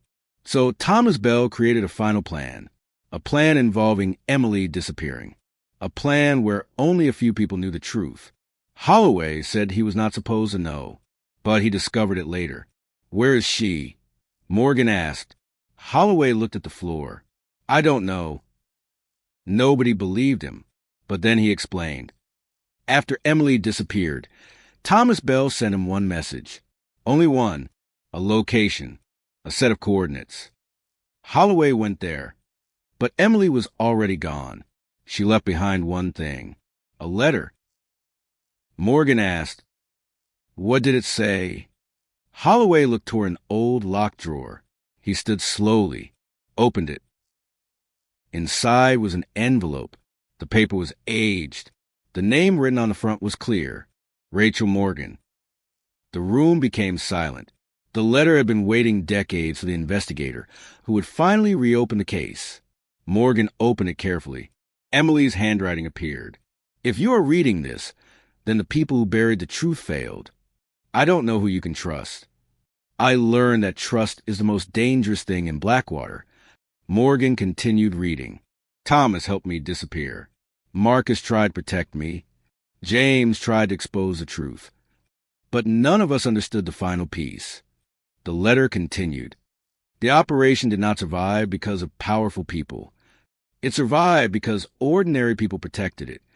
That sentence changed the investigation, because the conspiracy was not only about officials. It was about the entire community. People who knew something. People who stayed silent. People who looked away.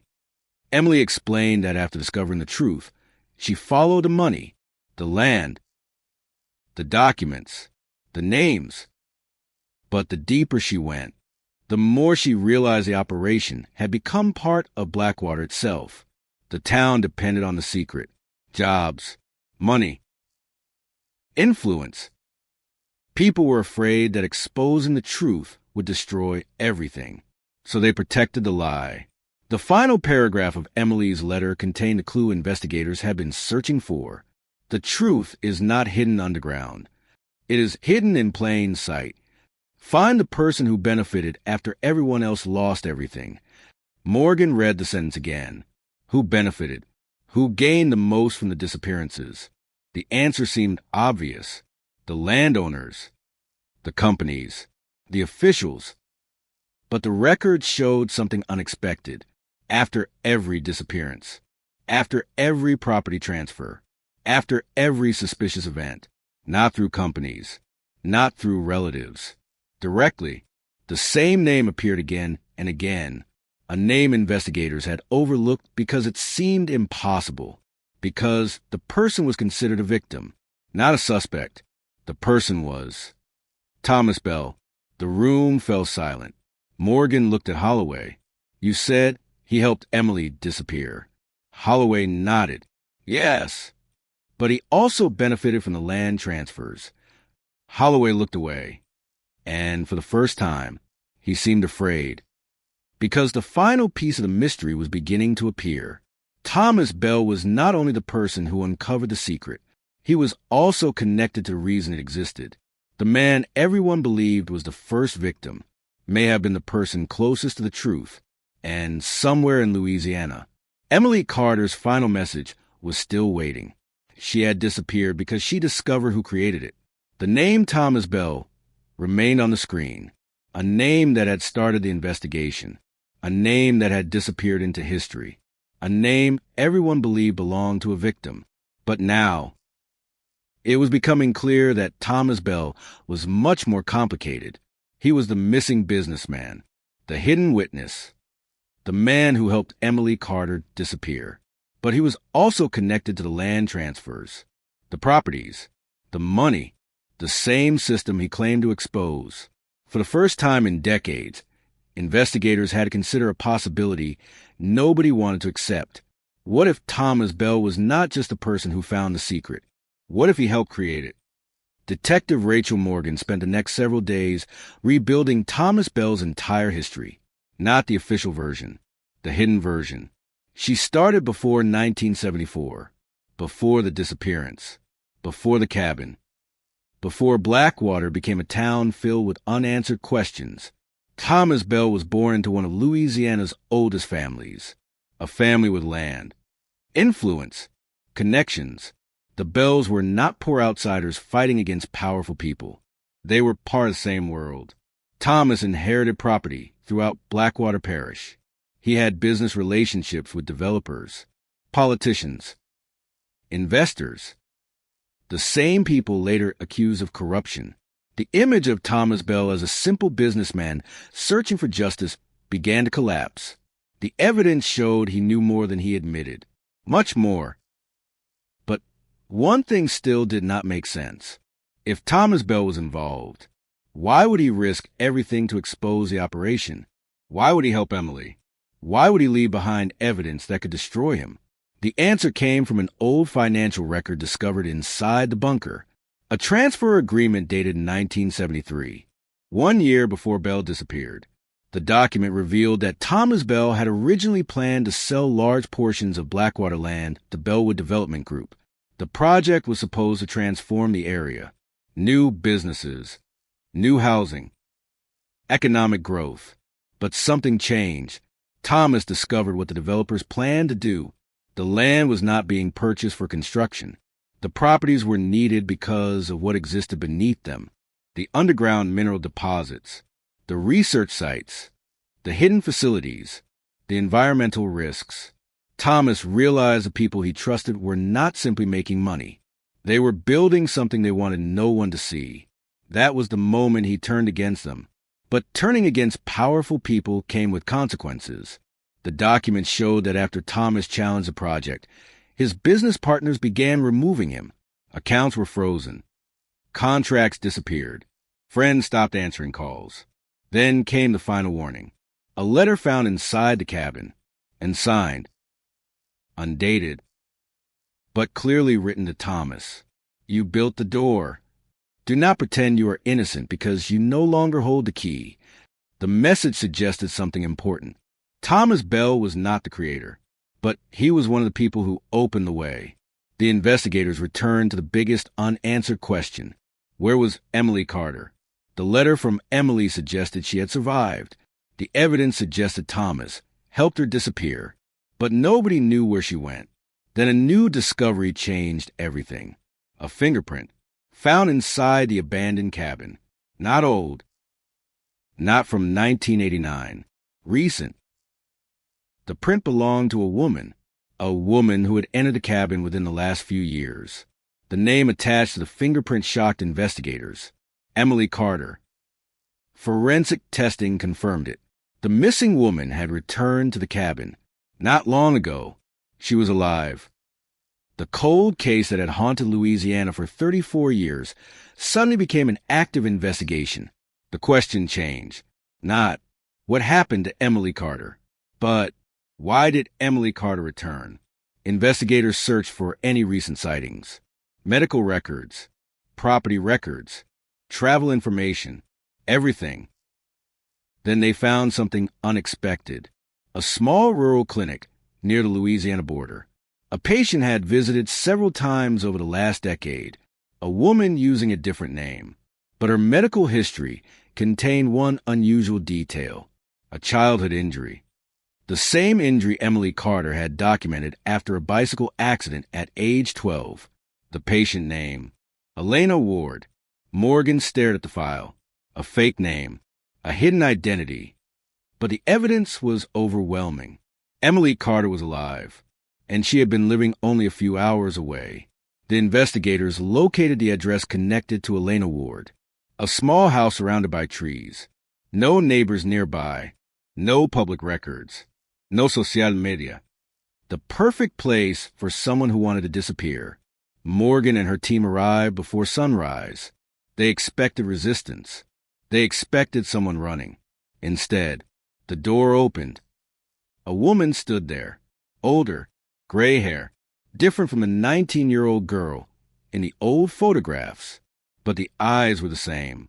Rachel Morgan knew immediately. Emily Carter? The woman did not answer. She simply looked at the investigators, then at the folder in Morgan's hand. The old photograph, the cabin evidence, the missing case file. Finally, she whispered, "You found it." The words were not surprised. They were almost relieved. Inside the house, Emily revealed the truth. She had been waiting, not hiding, waiting. She explained that she knew one day someone would discover the cabin. Someone would find the evidence. Someone would finally understand. But she could not return earlier because the people who caused everything were still watching. Morgan asked, "Who?" Emily looked toward the window. The same people who were watching in 1989. She explained that after disappearing, she changed identities, moved constantly, never stayed anywhere too long. But she continued collecting information, evidence, names, documents. She had spent decades building the case from the outside. Then Morgan asked a question everyone needed answered. What happened the night you disappeared? Emily looked down. For a moment, she said nothing. Then she began. On August 17th, 1989, she met Thomas Bell at the cabin. He gave her the documents, the photographs, the evidence. But before she could leave, someone arrived. Someone they never expected. Someone who knew exactly where they were. Emily said she recognized the person immediately because it was someone she trusted. Someone who had helped her investigation. Someone who knew about every step she took. Morgan already knew the answer before Emily said the name. Marcus Reed. The room went silent. Emily explained. Reed was not the person who wanted her dead, but he was the person who made the biggest mistake. He believed he could control the situation. He believed he could protect everyone by hiding the truth. But that night, his decision changed everything. Because Marcus Reed did not come to save Emily. He came to take the evidence. And the person who sent him was the one person nobody suspected. The person who had spent decades pretending to search for the truth. Emily looked directly at Morgan. The real reason I disappeared. She paused. That was because Marcus Reed told me to run. The confession changed everything. For 34 years, Marcus Reed was remembered as a detective who never gave up, the investigator who carried Emily Carter's photograph long after everyone else stopped searching, the man who kept the cold case alive. But according to Emily, he was also the reason she disappeared. Not because he wanted to hurt her, not because he wanted the truth buried, but because he knew something terrifying, something he believed was too dangerous to reveal. The night Emily vanished was not a kidnapping. It was an escape. And Marcus Reed was the person who made it happen. The investigators returned to Reed's old statements. Every interview, every press conference, every public appearance. They looked for signs. Anything suggesting he had been protecting Emily. And slowly, they found them. Small inconsistencies. Details that seemed meaningless at the time. But now, they had a completely different meaning. In 1989, Reed said he searched the eastern woods after Emily's car was discovered. But records showed his patrol vehicle was logged near the western wetlands, the same area where the cabin was located. He said he never found a cabin, but he had filed a private report mentioning an abandoned structure near the waterline. That report disappeared from the official case file. Reed had not been investigating blindly. He had been protecting a secret. But Emily's story was not as simple as accusing him. She explained that Reed was not one of the people who wanted the truth destroyed. He was trapped. Like everyone else. He thought he could fight them from inside the system, Emily said. But he didn't understand the system was bigger than him. Morgan asked, who was controlling it? Emily looked toward the old documents. The person who benefited the most. Again, the investigators returned to the financial records. The person who gained the most after the disappearances. The person who received the properties. The person connected to both sides of conspiracy. Thomas Bell. But Emily shook her head. No, the answer surprised everyone. Thomas was not the winner. Then who is? Emily reached into a drawer. She removed a small notebook. The pages were filled with names. Dates. Payments. Meetings. At the center of the notebook was one name, a name investigators had seen before, but never considered important. William Bell, Thomas Bell's younger brother, the forgotten member of the Bell family. For decades, William stayed out of the investigation. He gave no interviews. He avoided attention. He claimed he had nothing to do with Thomas's disappearance. But the documents told another story. William was the person who managed the Bell family's remaining assets after Thomas vanished. He controlled the legal paperwork. He approved the transfers. He signed the agreements. The same agreements that moved land away from missing residents. The same agreements that benefited powerful people, including himself. The investigators searched William Bell's history and discovered something shocking. William had never been investigated. Not once. because everyone assumed he was just another grieving family member. But Emily knew differently. She explained that Thomas discovered the truth about his brother. William was not a victim. He was the bridge, the person connecting old money, corporate interests, and local officials. He created the illusion that everyone else was responsible, while he quietly controlled the outcome. The hidden archive inside the bunker contained proof, a series of payments. Every major person involved received money. Sheriff Whitmore, business owners, officials, even investigators. But the largest payments went to one account, an account controlled by a private company, a company that existed only for one purpose: protecting William Bell. The discovery forced investigators to look at Thomas Bell differently. He was not the mastermind. He was not innocent either. He spent years trying to undo what his family helped create. He knew the truth because he was part of it, and that was why he disappeared. Not because he was hunted from the beginning, because he was afraid of what would happen when everyone learned his family's role. Emily explained that Thomas wanted to expose William, but he needed evidence strong enough to survive. That was why he collected documents. That was why he trusted Emily. That was why he built the hidden archive. But William discovered the plan, and he reacted. The investigators located William Bell. He was living under his own name, not hiding, not running, a retired businessman living quietly on the outskirts of New Orleans. When detectives arrived, he did not appear surprised. He looked at the evidence, the photographs, the files, the recovered documents. Then he smiled. "You finally found the old man's mistakes." Morgan asked, "Your brother's mistakes?" William laughed softly. "No, mine."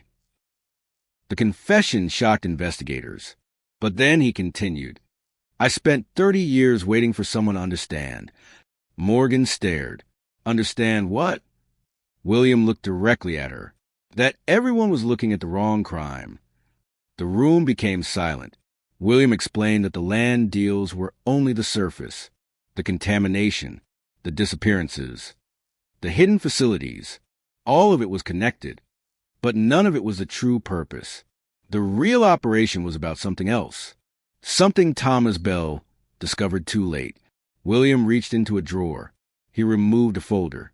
Old, damaged, marked with a symbol investigators recognized. The same symbol from the hidden archive. Inside was a document from 1972, a project proposal. The title, Blackwater Initiative. The first line read, "The objective is not resource extraction. The objective is population control through economic dependency." Morgan stopped reading. The operation was never about minerals, never about land, never about money. Those were tools.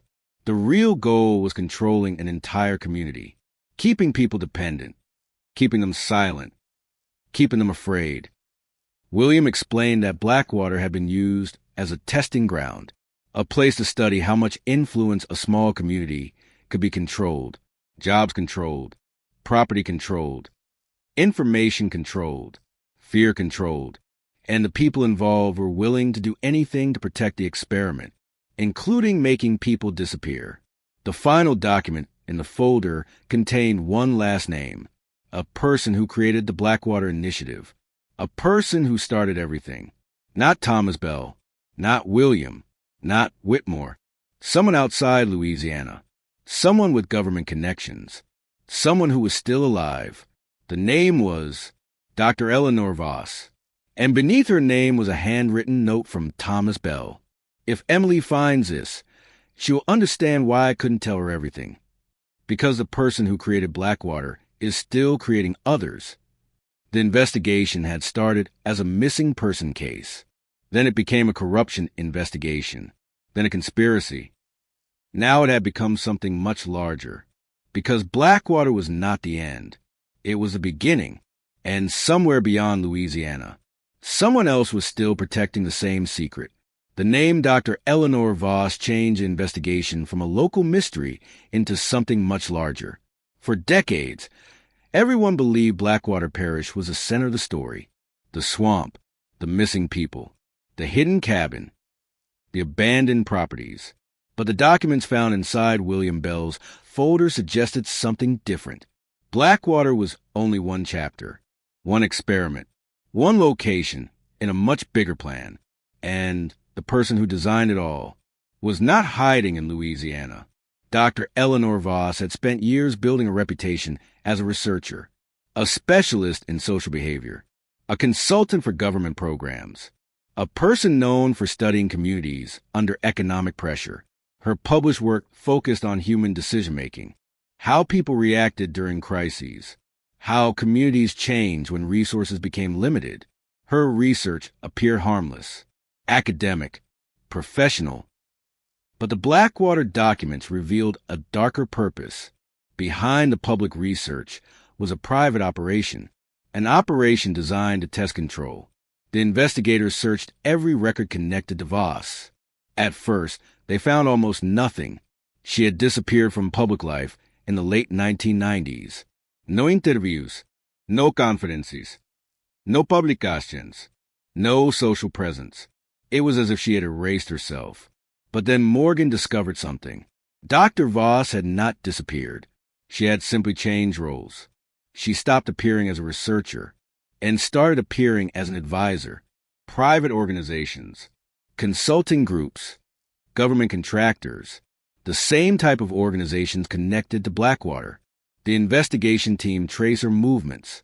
The pattern was clear. Every few years, Voss appeared near communities experiencing sudden economic changes, factory closures, land disputes, environmental issues, public conflicts, places where people became vulnerable, places where influence could be tested. The evidence suggested Blackwater was not unique. It was a model, a blueprint. The investigators now had to answer a terrifying question. How many other towns had experienced the same thing? Before they could investigate further, a new message arrived. No sender, no number, only a photograph. The image showed Emily Carter standing outside the abandoned cabin. But the photograph was recent, not from 1989, not from the investigation. The timestamp showed it had been taken 3 weeks earlier. Someone had been watching Emily. Someone knew she had returned. Morgan immediately contacted Emily. But Emily was gone. Her house was empty. No signs of struggle. No broken doors. No evidence of a forced entry. She had disappeared exactly the way she had 34 years earlier. Quietly, carefully, almost intentionally. But this time, she left something behind. A notebook placed on the kitchen table. Inside was a message. I knew this would happen. They always come back when the truth gets close. The first time I disappeared, I ran. This time, I am leading them somewhere. The final page contained coordinates. A location in northern Louisiana. An abandoned research facility. The same type of facility mentioned in the Blackwater Initiative documents. Morgan assembled a team immediately. They knew this could be a trap. But Emily had spent decades preparing for this moment. She would not leave clues without a reason. The facility stood in the middle of nowhere, a forgotten building surrounded by trees. The official records claimed it closed in 1994. But when investigators entered, they discovered the facility had not been abandoned. The power was still running. The security system still worked. Someone had been using it recently. Inside, they found hundreds of files. Not about Blackwater, about other towns, other communities, other operations. The same patterns repeated. Property transfers, missing witnesses, economic pressure, controlled information. Morgan realized the truth. Blackwater was not a conspiracy. It was a system. The investigators searched deeper into the facility. Then they found a room labeled Subject Archive. Inside were files containing personal information, families, residents, community leaders, people monitored for decades. And among those files was Emily Carter. Her file was different, much larger, more detailed. The first entry was dated before she was born. Morgan stared at the page. Emily was not chosen because she discovered the secret. She was chosen because of who she was, her family, her connections, her history. The operation had been watching the Carter family for generations. Then they found another file, marked Thomas Bell Final Status. The document explained what happened after 1989. Thomas did not die. He continued collecting evidence. He continued moving between locations. He continued trying to expose a network. But in 2001, he disappeared again, this time permanently. The official explanation was unknown, but the file contained one final note. Morgan read the sentence repeatedly because it explained everything. Everyone involved had made the same mistake. They believed exposing the truth was enough. But the people behind the operation were not afraid of information. They were afraid of losing control. The final room inside the facility contained a computer. One file remained unlocked, created only days earlier. The title, Blackwater Endgame. Morgan opened it. The first page contained a photograph, not of Emily, not of Thomas, not of the old investigators. A photograph of a current meeting. People sitting around a table, planning, still operating, still active. The date on the image, 2 weeks earlier. The operation had survived. Then the second page appeared, a list of names, current participants, people still involved. The first name shocked investigators, former officials, business leaders, private contractors. But the last name on the list stopped everyone because it belonged to someone standing beside them, someone who had helped reopen the case, someone who had provided information, someone who claimed to want justice. The name, Rachel Morgan. The detective stared at the screen. No. Nobody answered. The file continued. Subject Morgan was selected after previous investigators failed. Her emotional connection to unresolved cases makes her predictable. Her investigation pattern has followed expected behavior. Morgan stepped away from the computer. The entire room felt different. Every conversation, every discovery, every clue. Was it part of a plan? Had she been guided here? The team began questioning everything. Then the computer displayed one final message. Not a document. Not a report. A live transmission. A camera activated. A woman appeared on screen. Older, calm, watching them. Dr. Eleanor Voss. After decades hidden from public view, she was finally speaking. You found the archive. Morgan stared at the screen. Where is Emily? Voss smiled. Closer than you think. The screen flickered. Then Voss said the sentence that revealed the final layer of the mystery. Detective Morgan, you were never investigating Blackwater. A pause. You were completing it. The transmission ended, and in the silence that followed, Morgan realized the most terrifying possibility. The cold case was never reopened by accident. Someone wanted them to find the truth. Someone wanted the world to see the evidence. Because the final stage of the Blackwater Initiative had already begun. The words from Dr. Eleanor Voss remained frozen on the screen. You were never investigating Blackwater. You were completing it. For several seconds, nobody moved. The abandoned research facility became completely silent. The monitors continued to glow. The old machines continued to hum. But the investigators no longer knew what they were looking at. A discovery? A trap? Or the final stage of a plan that started decades earlier? Detective Rachel Morgan stared at the empty screen. Every decision, every clue, every unexpected breakthrough suddenly felt different. The hidden cabin, the missing files, the anonymous messages, the return of Emily Carter. Had they found the truth, or had someone guided them toward it? The investigation team immediately disconnected the computer system. They secured every document, every file, every piece of evidence. But one thing bothered Morgan more than anything: the list. Her name was on the list before she ever opened facility. Someone knew she would come. Someone predicted her actions. The question was impossible to ignore. How? Morgan returned to the beginning, the first discovery, the abandoned cabin, the envelope, the message. She reviewed every step. Then she noticed something, a detail everyone had missed. The cabin was not discovered randomly.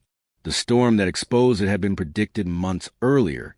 The investigation team believed they found the cabin because nature revealed it, but the documents showed something else.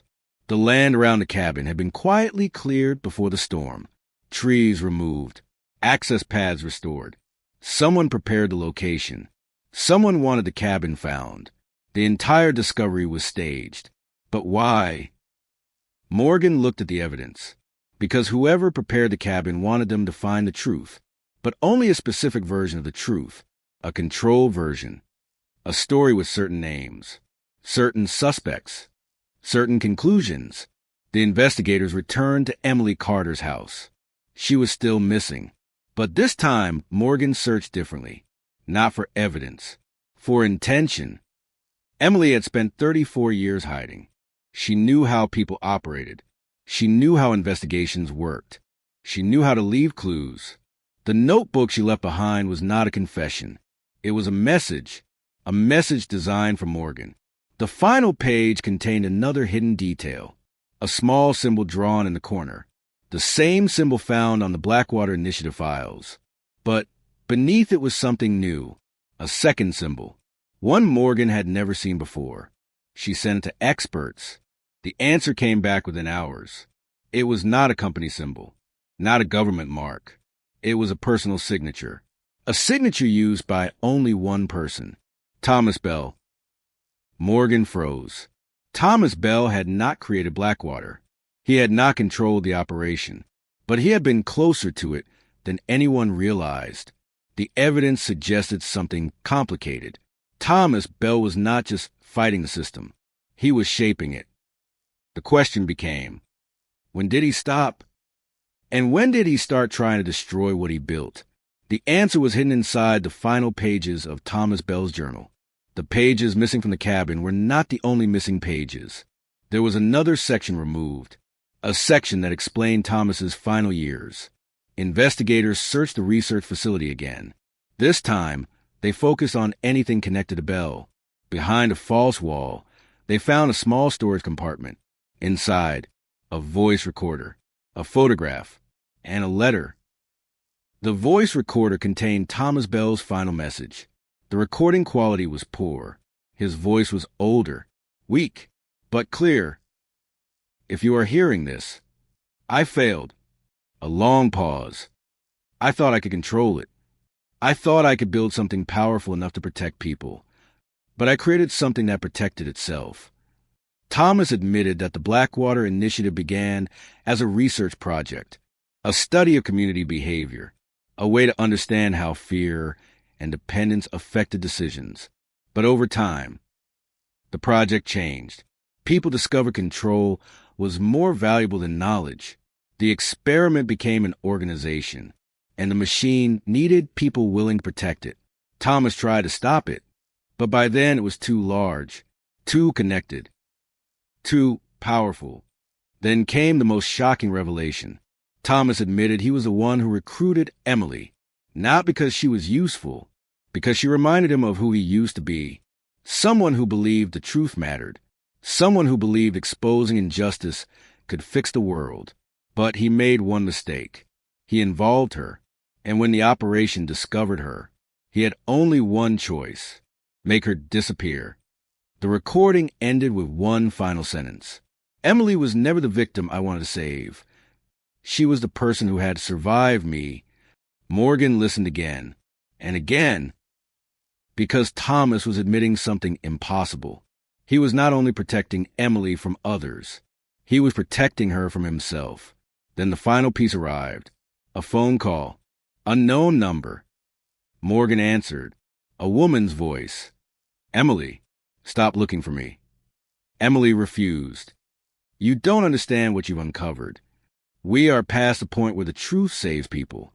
Morgan asked, then what does it do? Emily answered, It destroys the people who built their lives around the lie.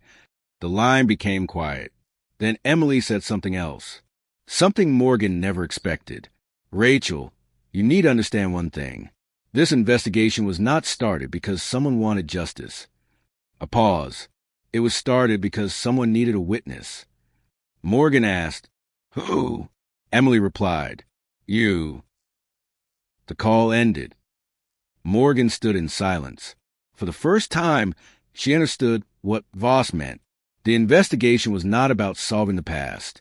It was about creating a record, a witness, someone who could connect every piece, someone who could expose the system. But there was one problem. The moment Morgan became that witness, she also became a target. The next morning, the news broke. Someone leaked the Blackwater documents. Thousands of pages, names, payments, reports, photographs. The story exploded nationwide. The Louisiana coal case that had been forgotten for decades became one of the biggest criminal investigations in the country. Officials denied everything. Former employees disappeared. Companies released statements. Lawyers appeared everywhere. But the evidence was overwhelming. The public finally saw what Blackwater had hidden: the missing people, the altered records, the controlled investigations, the secret facilities. The truth was no longer buried.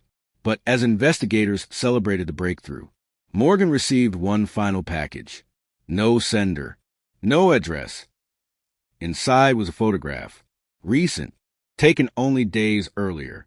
It showed Dr. Eleanor Voss standing outside the original Blackwater cabin. Beside her was Emily Carter. Both women were alive. Both women were together. And on the back of the photograph were 6 words. The final chapter begins now. The photograph sat on Detective Rachel Morgan's desk for hours. 2 faces. 2 survivors. 2 people who had been connected to the Blackwater mystery from opposite sides of the story. Dr. Eleanor Voss, Emily Carter, standing together outside the abandoned cabin. The same cabin that reopened a 34-year-old cold case. The same cabin that exposed hidden files. The same cabin that revealed a secret powerful people spent decades trying to bury. But the photograph created one final question. Why were they together? For months, investigators believed Eleanor Voss was the architect of Blackwater, the person who designed the system, the person who turned a small Louisiana community into an experiment. But the photograph suggested something else. Emily was not hunting Voss. She was meeting her. And that meant the story was still incomplete. Morgan refused to release the photograph publicly. Not yet. She knew too much had already been manipulated. Too many people had controlled information. Too many truths had been hidden behind carefully prepared stories. So she went back to the place where everything started, the cabin. This time, she entered alone. The wooden walls remained damaged.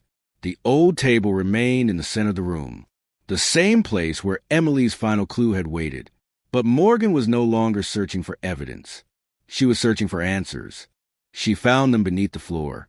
Another hidden compartment. Another message. But this time, the handwriting was not Emily's. It was Eleanor Voss's. The letter was dated 1989, the same year Emily disappeared. The first sentence immediately changed everything. I did not create Blackwater. Morgan continued reading. I inherited it. The letter explained that the Blackwater Initiative existed before Voss became involved. She did not design the original operation. She was brought in years later. At first, she believed it was a legitimate research project, a study of communities, a way to understand economic pressure and social behavior. But she eventually discovered the truth. The research had been corrupted. The people controlling it were not interested in understanding communities. They wanted to manipulate them. Voss tried to expose the project, but she failed. Like Thomas Bell, like Emily, like Marcus Reed. Everyone who fought the system eventually learned the same lesson. The system protected itself. The letter continued. Thomas believed destroying the project would save people. Emily believed revealing the truth would save people. Marcus believed hiding the truth would save people. All of them were wrong. The final line explained why. The only way to defeat a secret is not to destroy it. It is to make sure everyone knows it exists. Morgan read the sentence several times. The Blackwater Initiative survived because it remained hidden, because people disappeared quietly, because records vanished, because witnesses became isolated. The solution was not another disappearance. It was exposure. The truth had to become impossible to bury. That was why the investigation happened. That was why Morgan was chosen. Not because she was predictable, because she was relentless. She would follow every clue, every name, every document, and she would force the story into the open. But there was still one person missing, Emily Carter. Morgan returned to the address where Emily had been living. This time, she found something, a letter placed inside the mailbox. No name, only one sentence. The person you've been searching for has been watching you the entire time. Inside was a final location, a small cemetery outside Blackwater. Morgan arrived before sunrise. The cemetery was empty. Fog covered the ground. At the center stood an old grave. The name on the stone, Thomas Bell. But Morgan knew Thomas Bell had never been buried there. The grave was a symbol, a place where the world believed the story ended.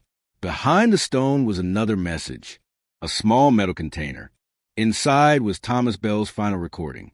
His voice was older than before, tired, but peaceful.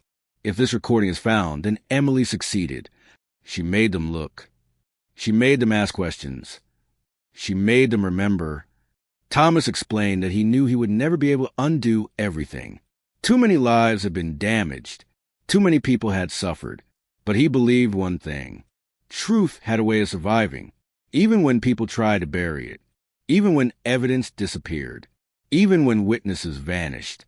The recording ended with Thomas saying, "The greatest mistake they made was believing fear lasts forever." The final investigation report was released 6 months later. The Blackwater case became one of the largest historical corruption investigations in Louisiana. Several officials faced charges. Companies connected to the land operations were investigated. Thousands of records were recovered. Families finally received answers about missing relatives. But some questions remained, because not everyone involved was found. Not every secret was uncovered. Dr. Eleanor Voss disappeared again. Emily Carter disappeared again. Neither woman was ever located. Some believe they escaped. Some believe they continued investigating. Some believe they were still watching from somewhere beyond the reach of the law. Detective Rachel Morgan never publicly revealed everything she knew. When asked about Emily Carter years later, she gave the same answer. Emily was not a missing person. She was a witness who survived long enough to tell the truth.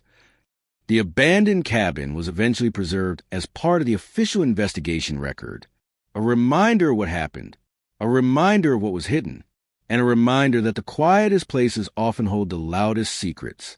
34 years after Emily Carter vanished, the world finally learned what happened in Blackwater Parish. A young woman discovered a secret. A town protected a lie. Powerful people tried to erase the evidence, but the truth waited. Inside a forgotten cabin, inside a missing file, inside the memories of people who refuse to forget, because every cold case has a final clue. Every mystery has a breaking point. And sometimes, the last piece of evidence is not hidden by the person who committed the crime. Sometimes it is hidden by the person who survived it. And in Louisiana, inside an abandoned cabin surrounded by endless swamp, a forgotten case finally revealed its deadly secret.